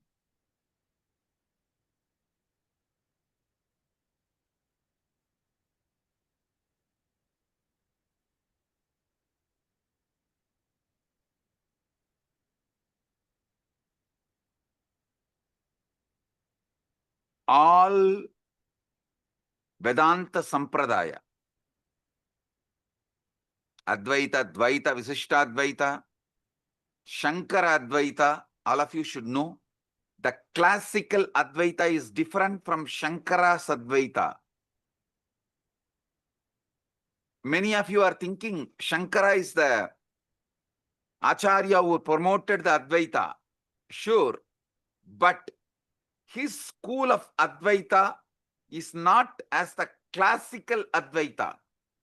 If you go and see, read, his own guru's guru, Shankara's guru Govindabhata, Govindabhata's guru Gaudabhata. Gaudabhata's Mandukya Karika, if you read, you will get the glimpse of the classical Advaita. And if you read Shankara's Advaita, means his own books, the books he wrote, like Viveka Chudamani, all of it. The Shankara's Advaita is different from classical Advaita. Listen, all these Advaitas, Advaita, Visishtadvaita, Dvaita, Shuddhadvaita, all Advaita, all Vedantic traditions accept the one truth. Consciousness is the fundamental ground of the being. That Sarvadi Sakshi Bhutam, which I was describing,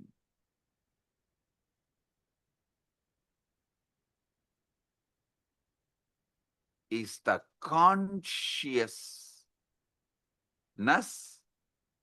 which is ground of all being.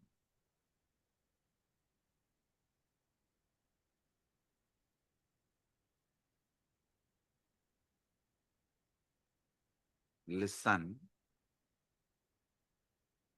if you want health, you need to get involved with your body and do yoga.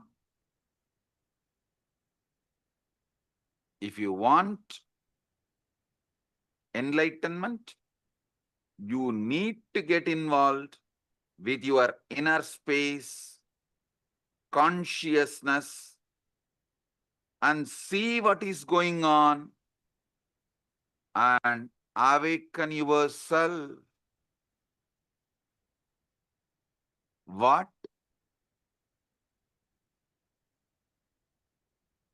The Upanishads calls as Brahman or Paramashiva, Parandama.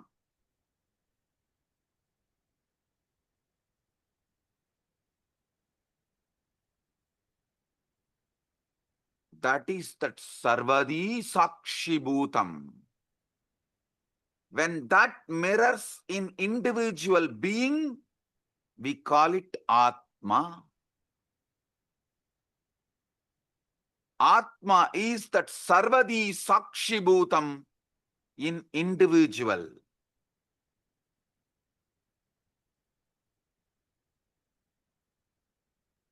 Consciousness without commentary is what I call Sarvadi Sakshi Bhutam.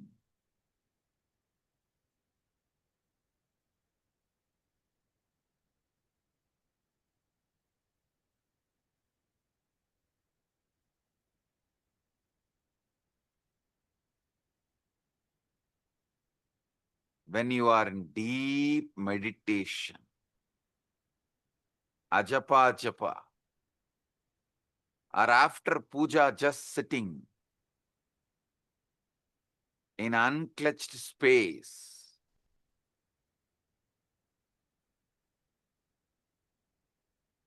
in that pure silence, sarvadi sakshibhutam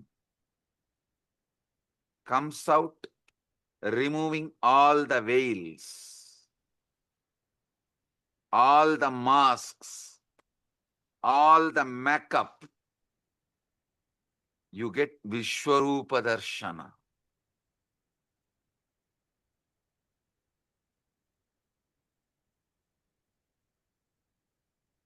You become vivid, real. The commentary inside you stops, but that Sarvadi Sakshibhuta remains.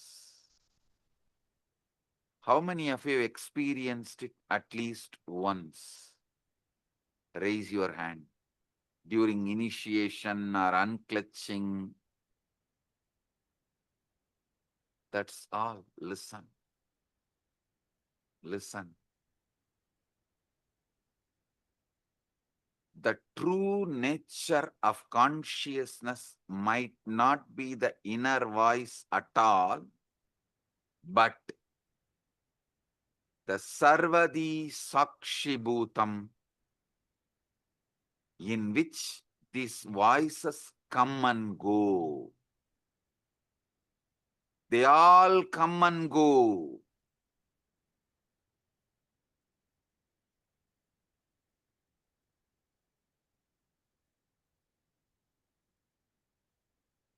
That Sarvadi Sakshibhutam is not the thoughts, but knowing of the thoughts. As soon as you try to grasp this pure awareness, to hold it, examine it, it slips away. It disappears. Like you try to hold the river in your hand, in your palms, it disappears. It slips away.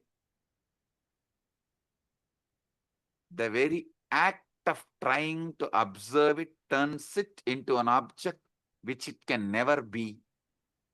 So you can only be.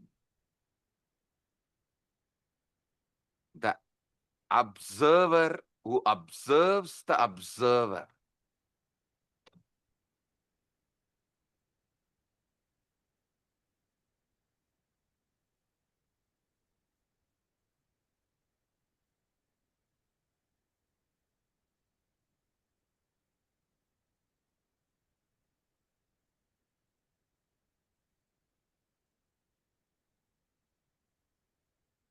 Now, I'll initiate all of you into this Nirvikalpa Samadhi, sudden enlightenment, guaranteed. Sit. If you have Atmalinga, take the Atmalinga and keep it on your Anandagandha. If you don't have Atmalinga, just sit. Close your eyes. See who is thinking, who is listening to thinking, who is observing the thinking and listening, who is observing the observer. Sit.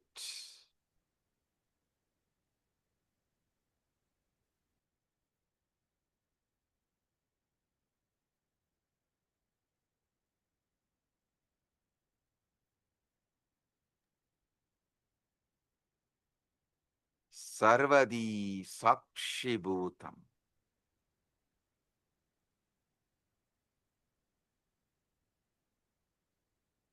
Everyone here experience the pure consciousness. Sakshi. Nirvikalpa samadhi praptiras. Sarvadi sakshibhutam.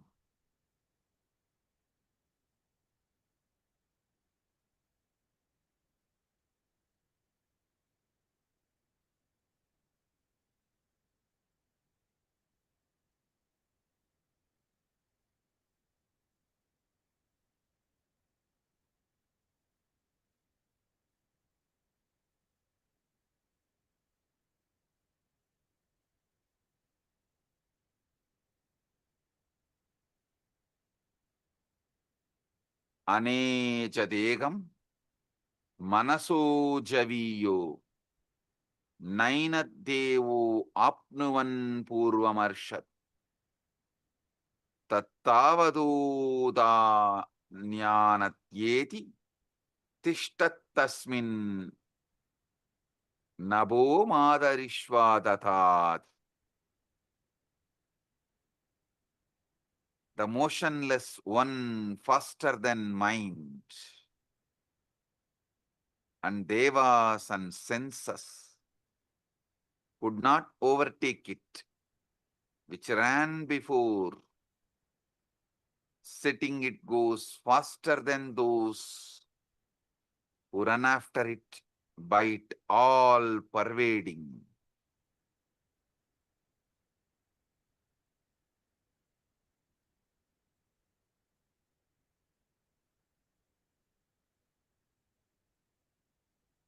This is the all pervading,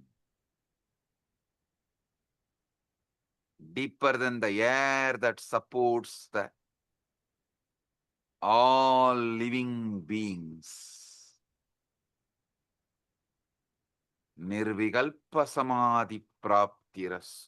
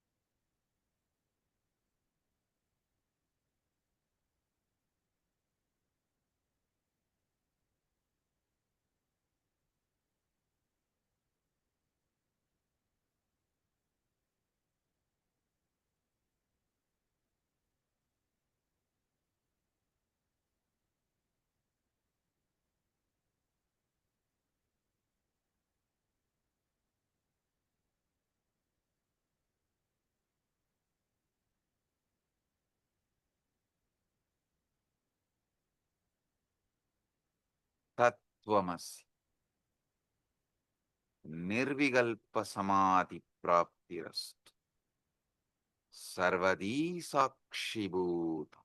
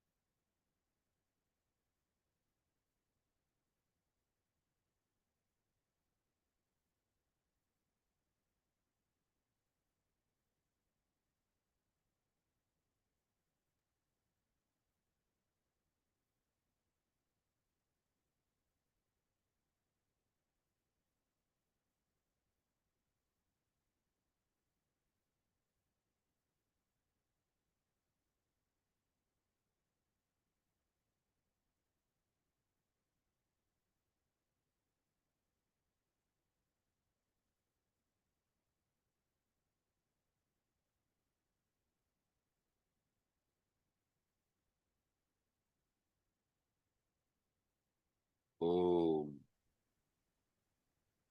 I bless you all with Nirvikalpa Samadhi, Paramadvaita.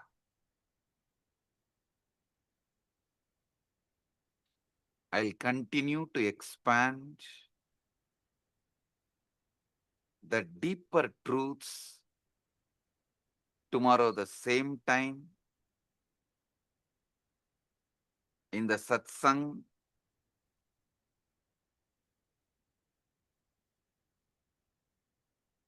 Again tomorrow same time, 7 o'clock, 7 p.m. EST. We'll have enlightenment guaranteed initiation sessions. All of you are welcome to experience deeper truths. I'll explain how the chit and jata can be used, manipulated for your sudden enlightenment. With this, I bless you all. Paramadvaita praptirastu.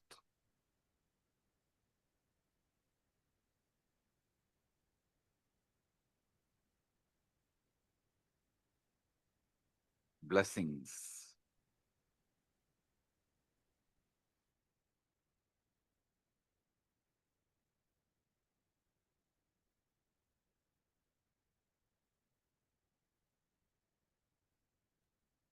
Let us all go down, offering our gratitude to Swamiji.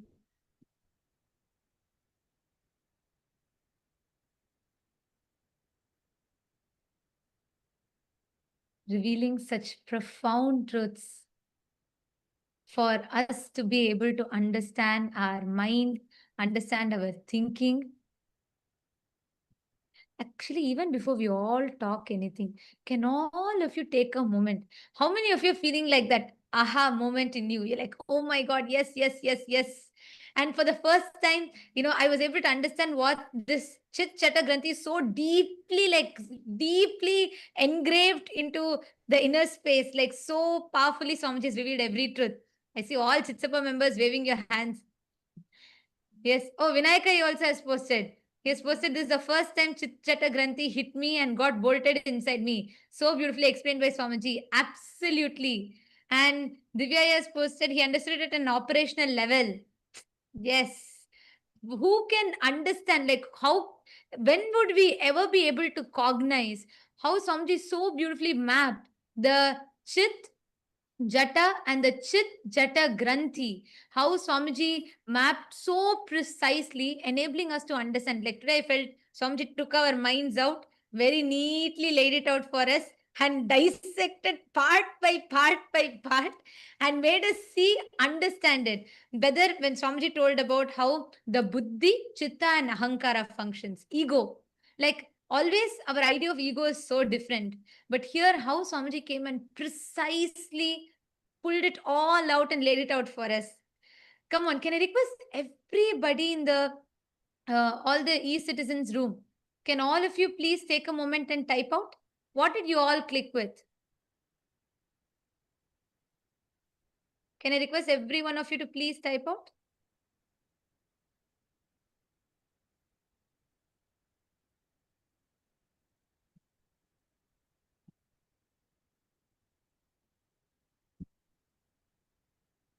Requesting all of you to please take a moment, please type out.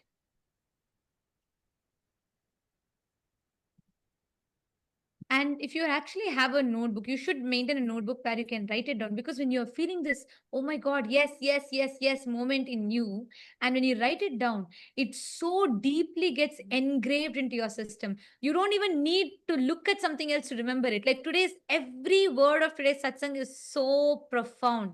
From the very beginning, how Swamiji revealed about the thinking process in us, what we think, the autopilot mode. We think, we assume responsibility even when our mind, when our thinking happens. The listener and the thinking, both are happening in autopilot mode. But we assume the responsibility for it and we experience guilt. We repent about it. We experience guilt. And like some said, even that is okay. It's not that it's not right, it's okay.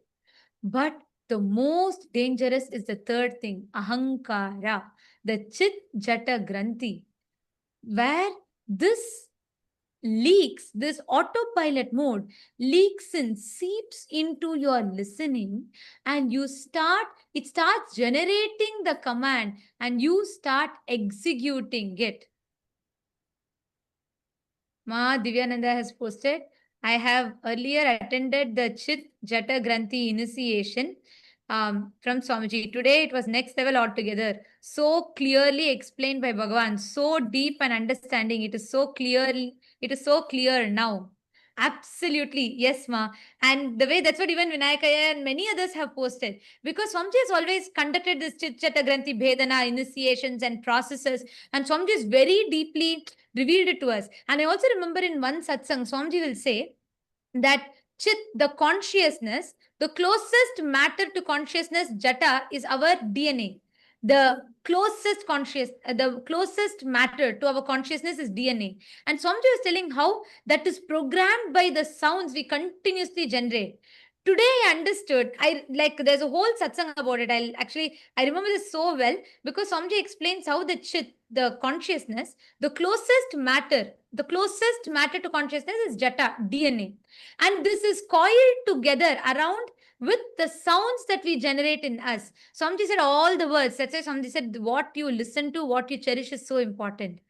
Today, when Swamiji revealed about this whole autopilot mode thing, I understood to what level this sounds impacts us, influences us, because our DNA and consciousness is tied together with these sounds. So it was so profound the way Swamiji revealed it today.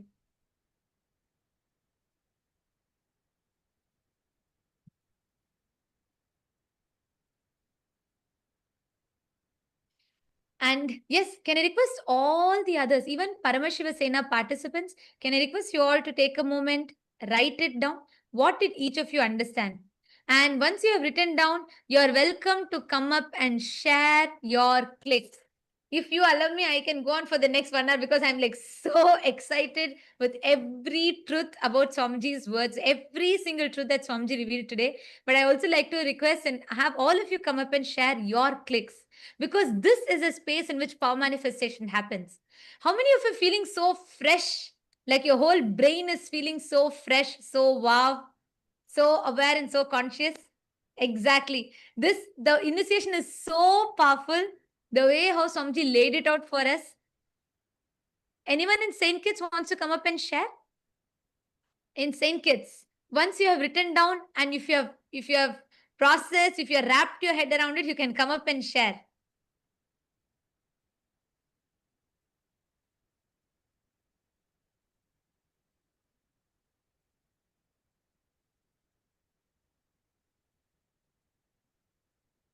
Yes, I am seeing so many messages here.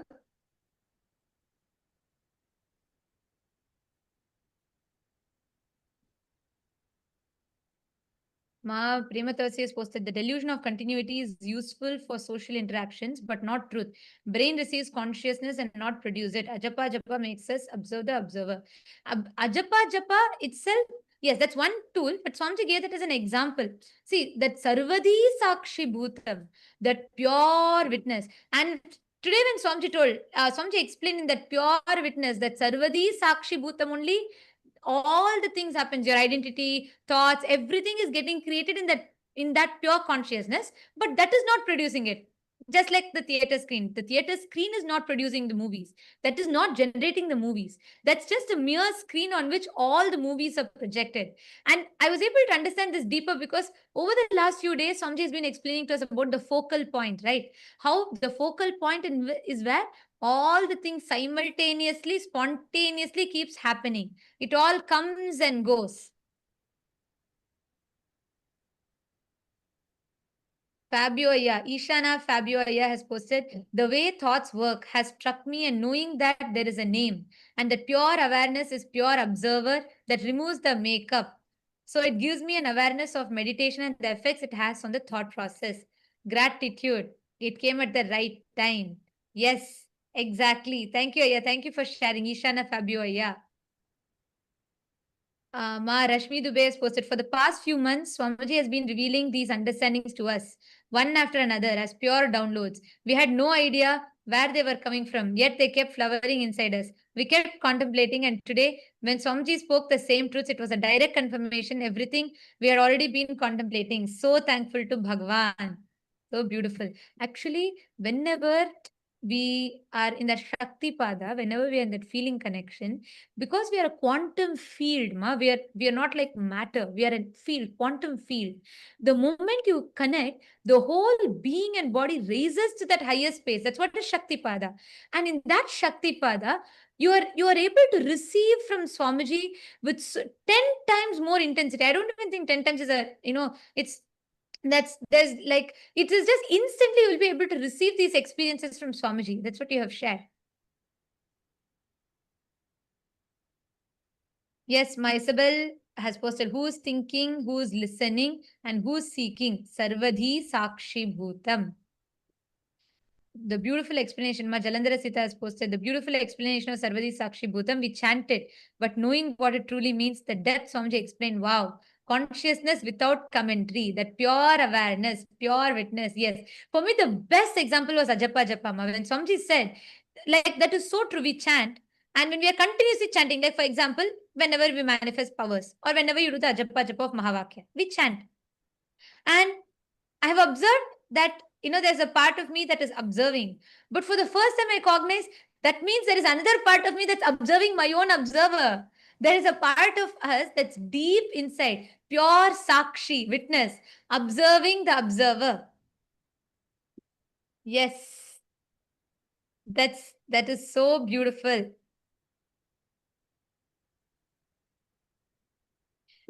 Yes, Nitish, come forward, please. Come forward and share. Like I said, if you allow me to talk, I'll go on talking. There's just so much. I'm so excited with what Swamiji revealed. But please, all of you also come up and share. Go ahead. Nityananda, can you hear me?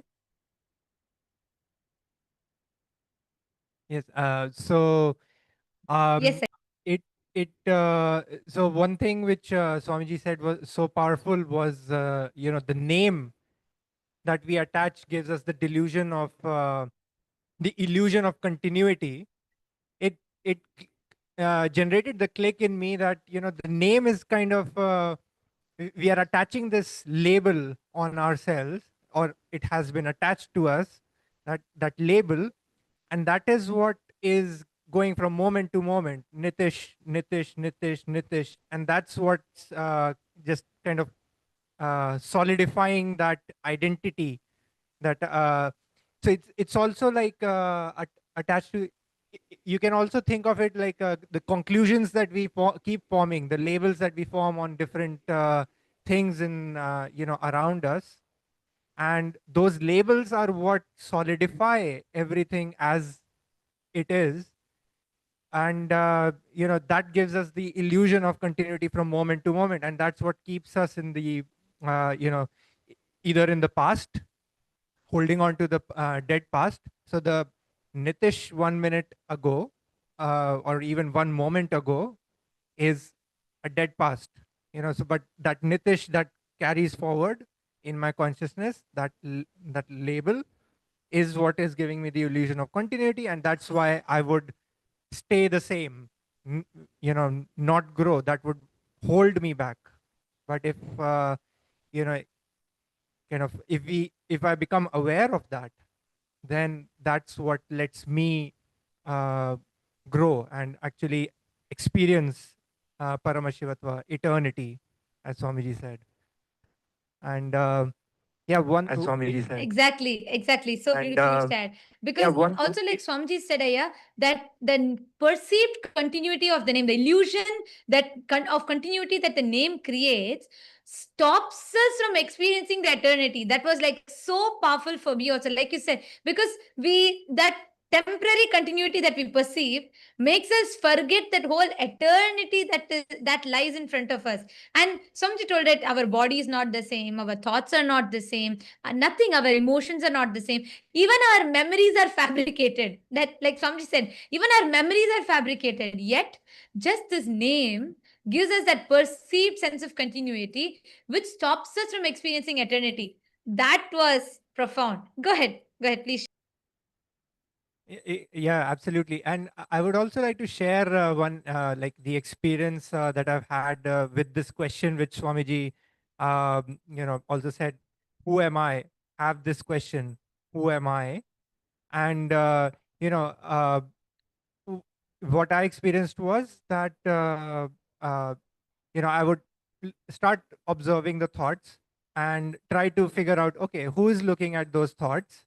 And then I would kind of stop at, okay, this is me. I would be pointing somewhere that this is me. And then for a few moments, of course, I would be satisfied that this is me. I found me. But then I would realize, okay, but there, who is pointing to that I? So that I is the false identity, which, because I stopped there, that's why it became that false identity. But as I kept going back, that, okay, I'm pointing to that, so let me find who is pointing to that identity, that observer. And then again, after a few moments, I would get exhausted and stop there, that this is, okay, this is me, I'm satisfied now. But then, okay, who is looking at that? And keep going back. And I think Swamiji has described this as, you try to grab onto a soap in water, and the soap keeps slipping out of your hand. And eventually the soap just dissolves in the water and it just leaves the water, right? It just dissolves into everything. And that's when the experience of just being, you experience that, just being. So yeah, that resonated very strongly with Swamiji, what Swamiji was explaining today. Exactly. What Swamiji was explaining today. Gave a Ishavasya Upanishad verse line, right? In 2015, Swamiji written, consciousness is manaso javiya, swifter than the mind. Like Swamiji told today, the moment you try to put a frame to it, anything you describe about it only becomes an attribute to it because it's already expanded beyond it. How much ever you try to describe it, you try to describe a consciousness, you try to describe saying, this is it, this is that, all of it. By the time your mind grasps it, it's already beyond because it's ever expanding, ever changing. Tadde jati, tanne jati, taddure tadvantike. It is like it's further than the furthest point, nearer to you than the nearest point in you, yet you cannot grasp it, because if you try to grasp it, even whatever you've grasped is only merely an attribute. It has already grown beyond that. It was like so powerful. And also what you're telling, Aya, when we look back over the last 1 year, Swamiji has been preparing us step by step to receive this truth. Swamiji spoke about this seeking the source of the first person. Who am I? What am I? Why am I? How am I? And then there's a satsang. Swamiji has given a satsang series. Nitishaya, you should listen to it and you will really enjoy it. In 2016, Swamiji gave a satsang series on Kenopanishad. So Swamiji will say, don't ask who am I. You're already assuming there's an I. You already have an assumption about the I. Ask, by whom am I? Kene Shitam. That's why there'll be a verse in that Kenopanishad, which Swamiji will describe, where the verse will say that, like, Yat chakshusha na pashyati, yena chakshugumshi pashyati. Means, what is the source? Shrotrasya shrotram manaso mano yad vachoha vacha. Means, the life, what makes your ears to be able to listen, what creates the listening. Like that, there's a whole series of questions. Swamiji will so beautifully step by step guide us into asking that question. And so beautifully, finally, Swamiji will reveal how we are that, Swamiji is talking about that focal point in that satsang. And it's a very, very powerful satsang series. You should watch it, because the thought current that you clicked with, you'll very, very deeper way, you will understand what Swamiji revealed today if you watch that satsangs. That's like a prelude to this. So you should watch it. You'll understand it a lot more deeper and you'll be able to connect with it. Yes, absolutely. Yeah, I'll definitely watch it. Yeah, and one thing more, which was very, you know, it raises goosebumps in me. Today, when Swamiji was when he started the initiation, he used the word. He said many lines, but there was one word: motionless, but faster than light. This paradoxical, this kind of a thing. It just gives you it takes you beyond logic, and trying it kind of connects you to uh, the expansiveness of this state that Swamiji is initiating us into, motionless but faster than light.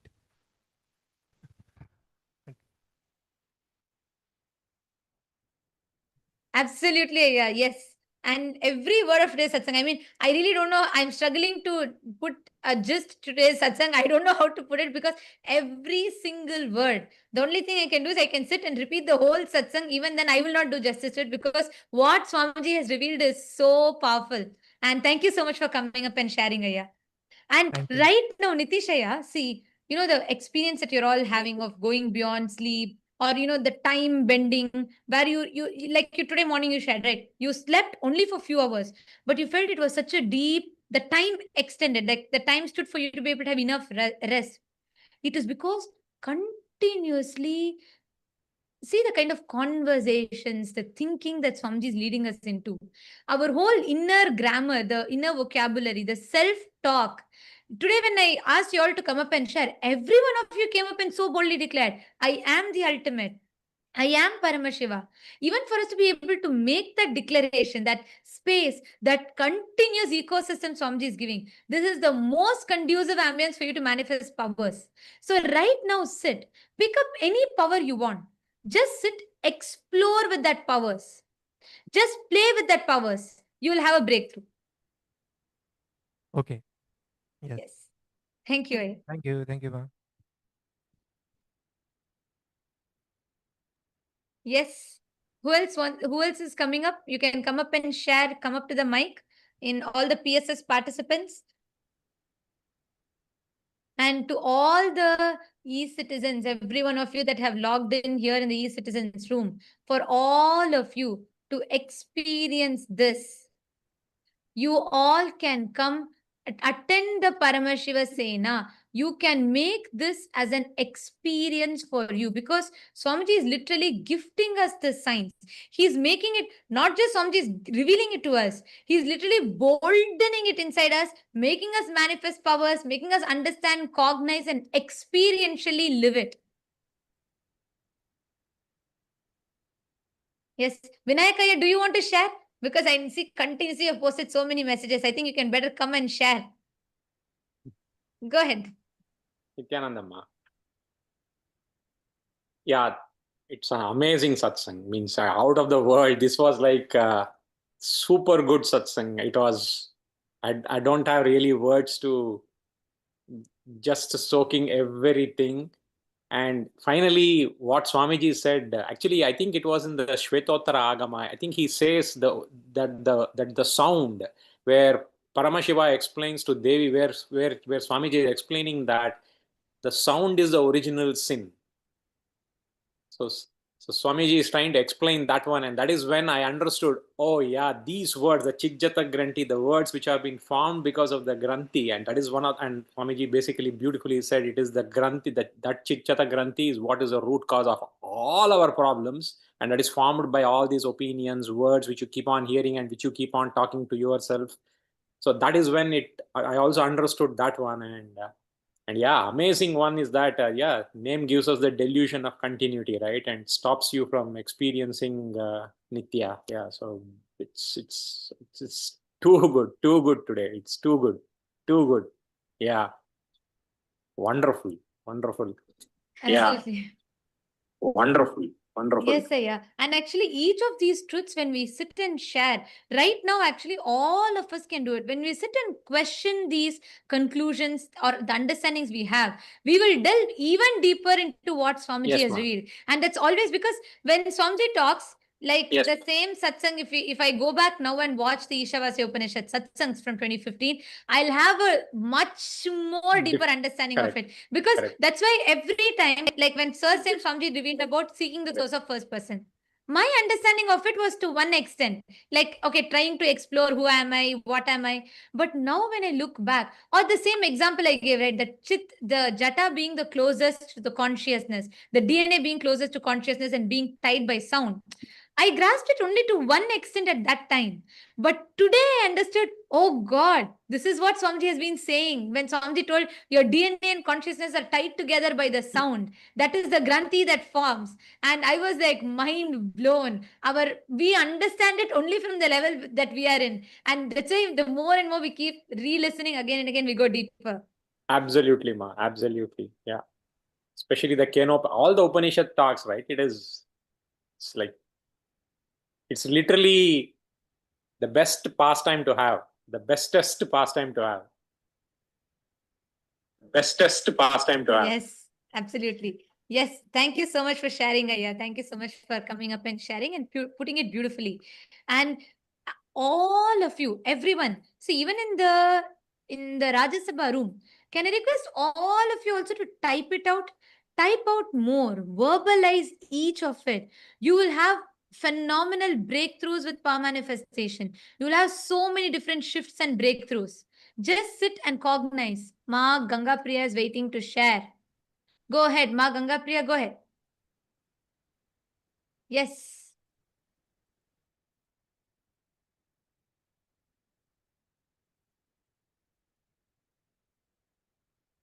Consciousness, Ma, no audio is coming through.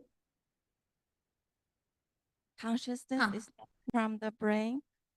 We are the witness of thoughts in mind and the ego, ahanga, buddhi, and chitta. And the false identity is the chitta, jaka, and granthi. And the process of witness the sarvadi sachiputam is the buddhi, chitta, and the ego, and the witness of the observing. And the witness of the observing. Yes, just one small correction. Swamiji told, see, you said consciousness is from the brain. Swamiji said no.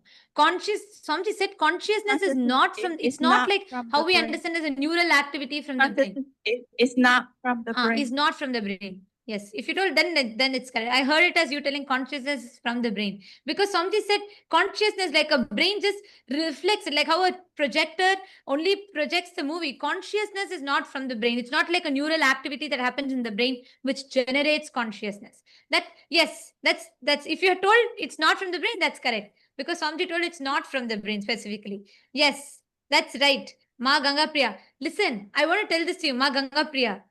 You should start using all of this to upgrade your self-talk, the inner conversations that are happening. Now do you see to what level Swamiji is taking it to? See, the whole battlefield is different now. You don't need to sit and juggle between am I complete or incomplete. No, it's just out of question. You are completely in a different level, different plane now altogether. You understand? Yeah. Okay. Thank you for coming up and sharing, Ma Ganga Priya. Yes. Next, who wants to come up? Who else wants to come up? And share your clicks, your powerful cognitions. And as we do it, can I request everybody to please take the Atmalinga without manifesting powers? This satsang, we should grasp, we need to manifest powers to settle this experience and energy in us. Can I request all of you to please take Atmalinga? Just 10 minutes spent. Just 10 minutes. Can I request all of you to pick up Atmalinga in your hand? Please keep the Atmalinga on your palm. Take the Atmalinga, keep your palm flat. Keep the Atmalinga on your palm.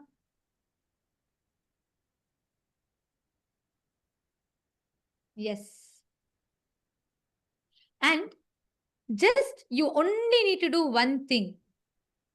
Just sit. Don't try to do you don't need to consciously intervene and try and do something. You're going to be just sitting and intensely remembering the words, automatically the consciousness will just manifest and you'll have a breakthrough. Ma Pamela Singh, Nityanandam. Ma Pamela Singh. You also sit, hold the Atmalinga and manifest. Just 10 minutes. Bhupendra Ghodera Vaya. I'm not understanding your question. What is the IA? I'm not understanding. What you're saying, Aya? 3 IAs means? Are you asking about the 3 things that Swamiji revealed? The Chit, the Jata and Chit Chata Granthi. Is it what you're asking about, Aya?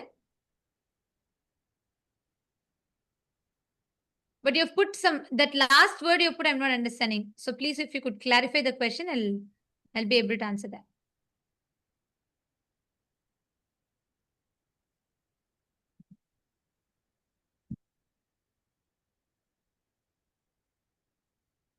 Yes, Ma Shivaika Sarupini, right. Somebody said the Chit Chata Granthi is what our being does, not what our being is.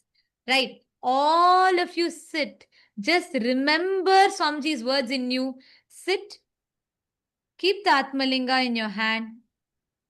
And again and again, let us resonate and become that pure Sarvadi Sakshi Bhutam.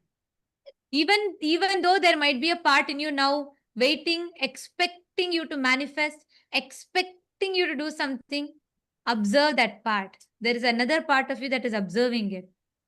Go a little deeper. There's a part of you, pure witness, Sakshi, observing the observer and the part of you that is manifesting powers, all of it together. Your focal point. Just experience that pure witness. Sarvadi Sakshi Bhutam.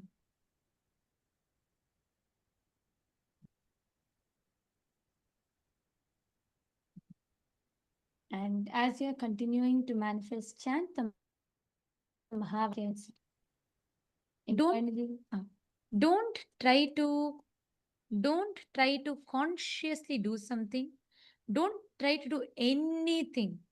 Just relax into that space. Be a pure witness. Our manifestation will be a byproduct.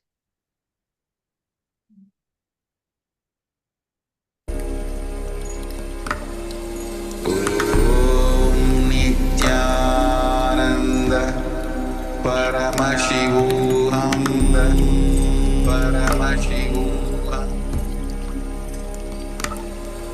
Om Nityananda Paramashivam Om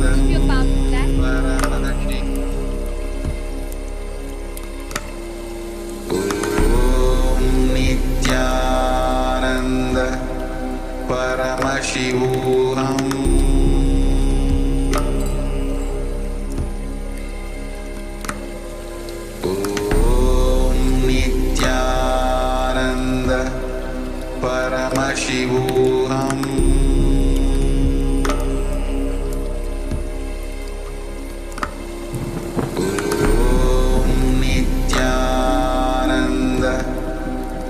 Paramashivam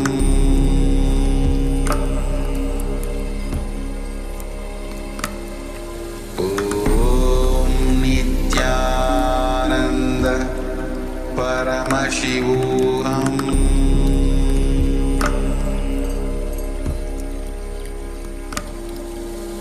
Om Nityananda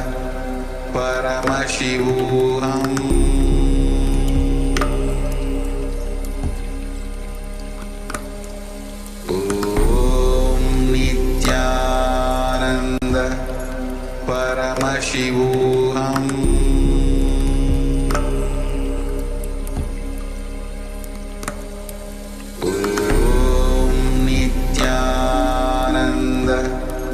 Paramashivam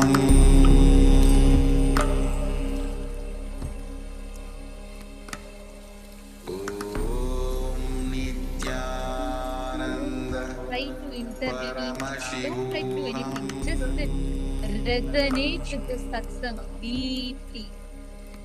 Just sit, intensely resonate with this satsang and be that pure Sarvadi Sakshi Bhutam, between all your expectations, anything that's happening in you, and just pure consciousness as a pure Sarvadi Sakshi Bhutam, sit down and just manifest.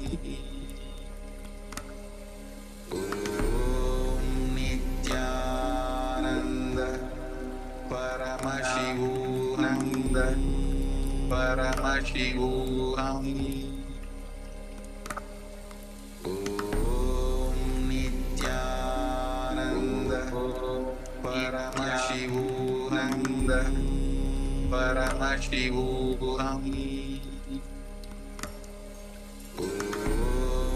Nityananda Paramashivam. Paramashivam. Om Nityananda Paramashivam. Om Nityananda Paramashivam.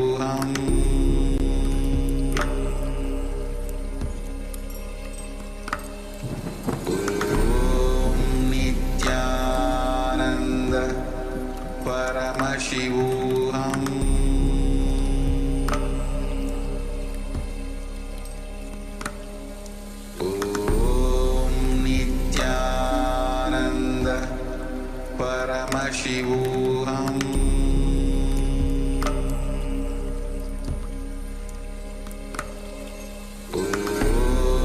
Nityananda Paramashivam.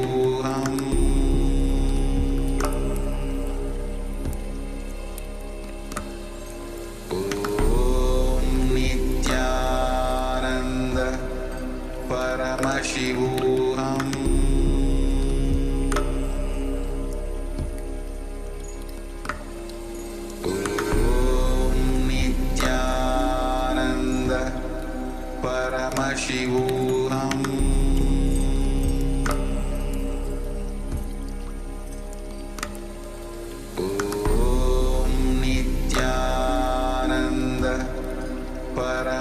Paramashivam.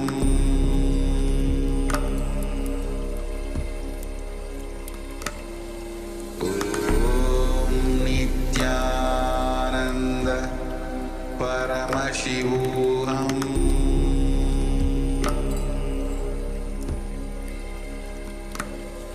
Om Nityananda Paramashivam.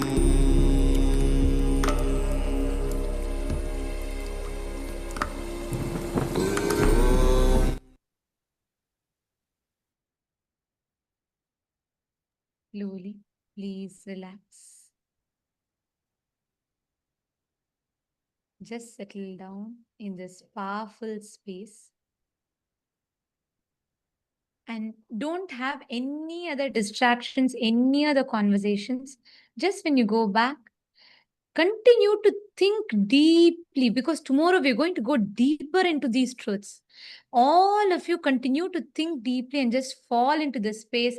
Like Swamiji blessed all of us, we will fall into that Nirvikalpa Samadhi. So don't have any other conversations or distractions. Just enter into that pure Sarvadi Sakshi Bhutam. And let us all offer our gratitude to Swamiji, bowing down to the divine lotus feet of Swamiji and concluding with the Purna mantra. Om Purnamada Purnamidam Purnat Purnamudachyate Purnasya Purnamadaya Purnameva Vasishyate Om Shanti Shanti Shanti Hari Om Tat Sat Sarvam Bhagavat Shri Nityananda Paramashiva Padukarpanamastu Om Nityanandam. Thank you all. And to all the e-citizens, every one of you that joined us on YouTube, Facebook, you all can stay tuned. We will be notifying for all of you regarding tomorrow's satsang. 7 p.m. Eastern Standard Time will be the satsang. We invite all of you to join back. We thank all of you for joining with us today. Nityanandam.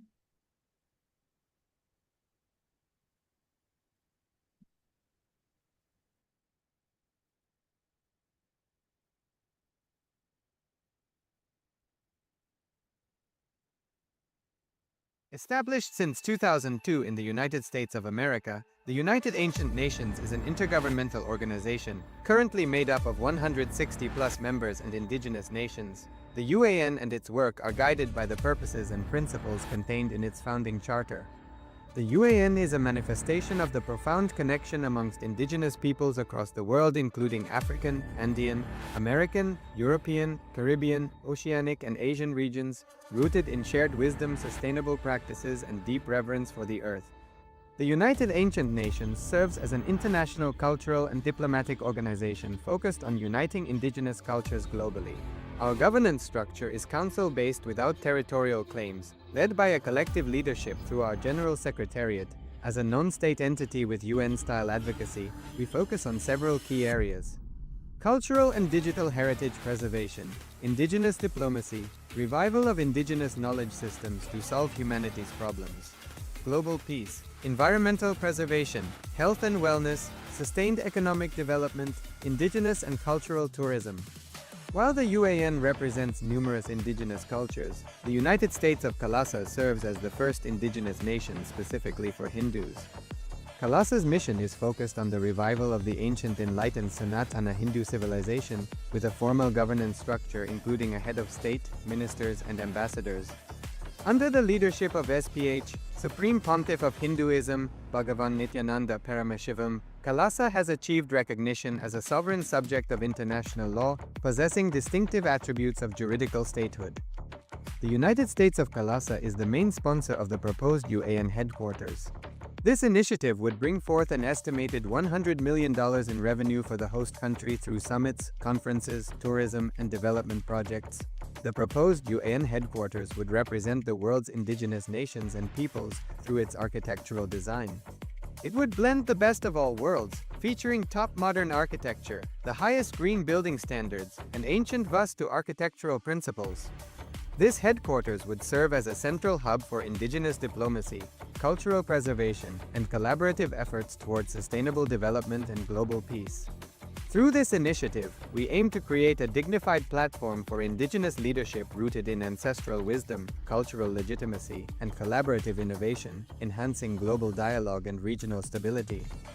The establishment of the UAN headquarters would position a host country at the forefront of a global movement promoting indigenous wisdom while creating significant economic opportunities for the nation and its people.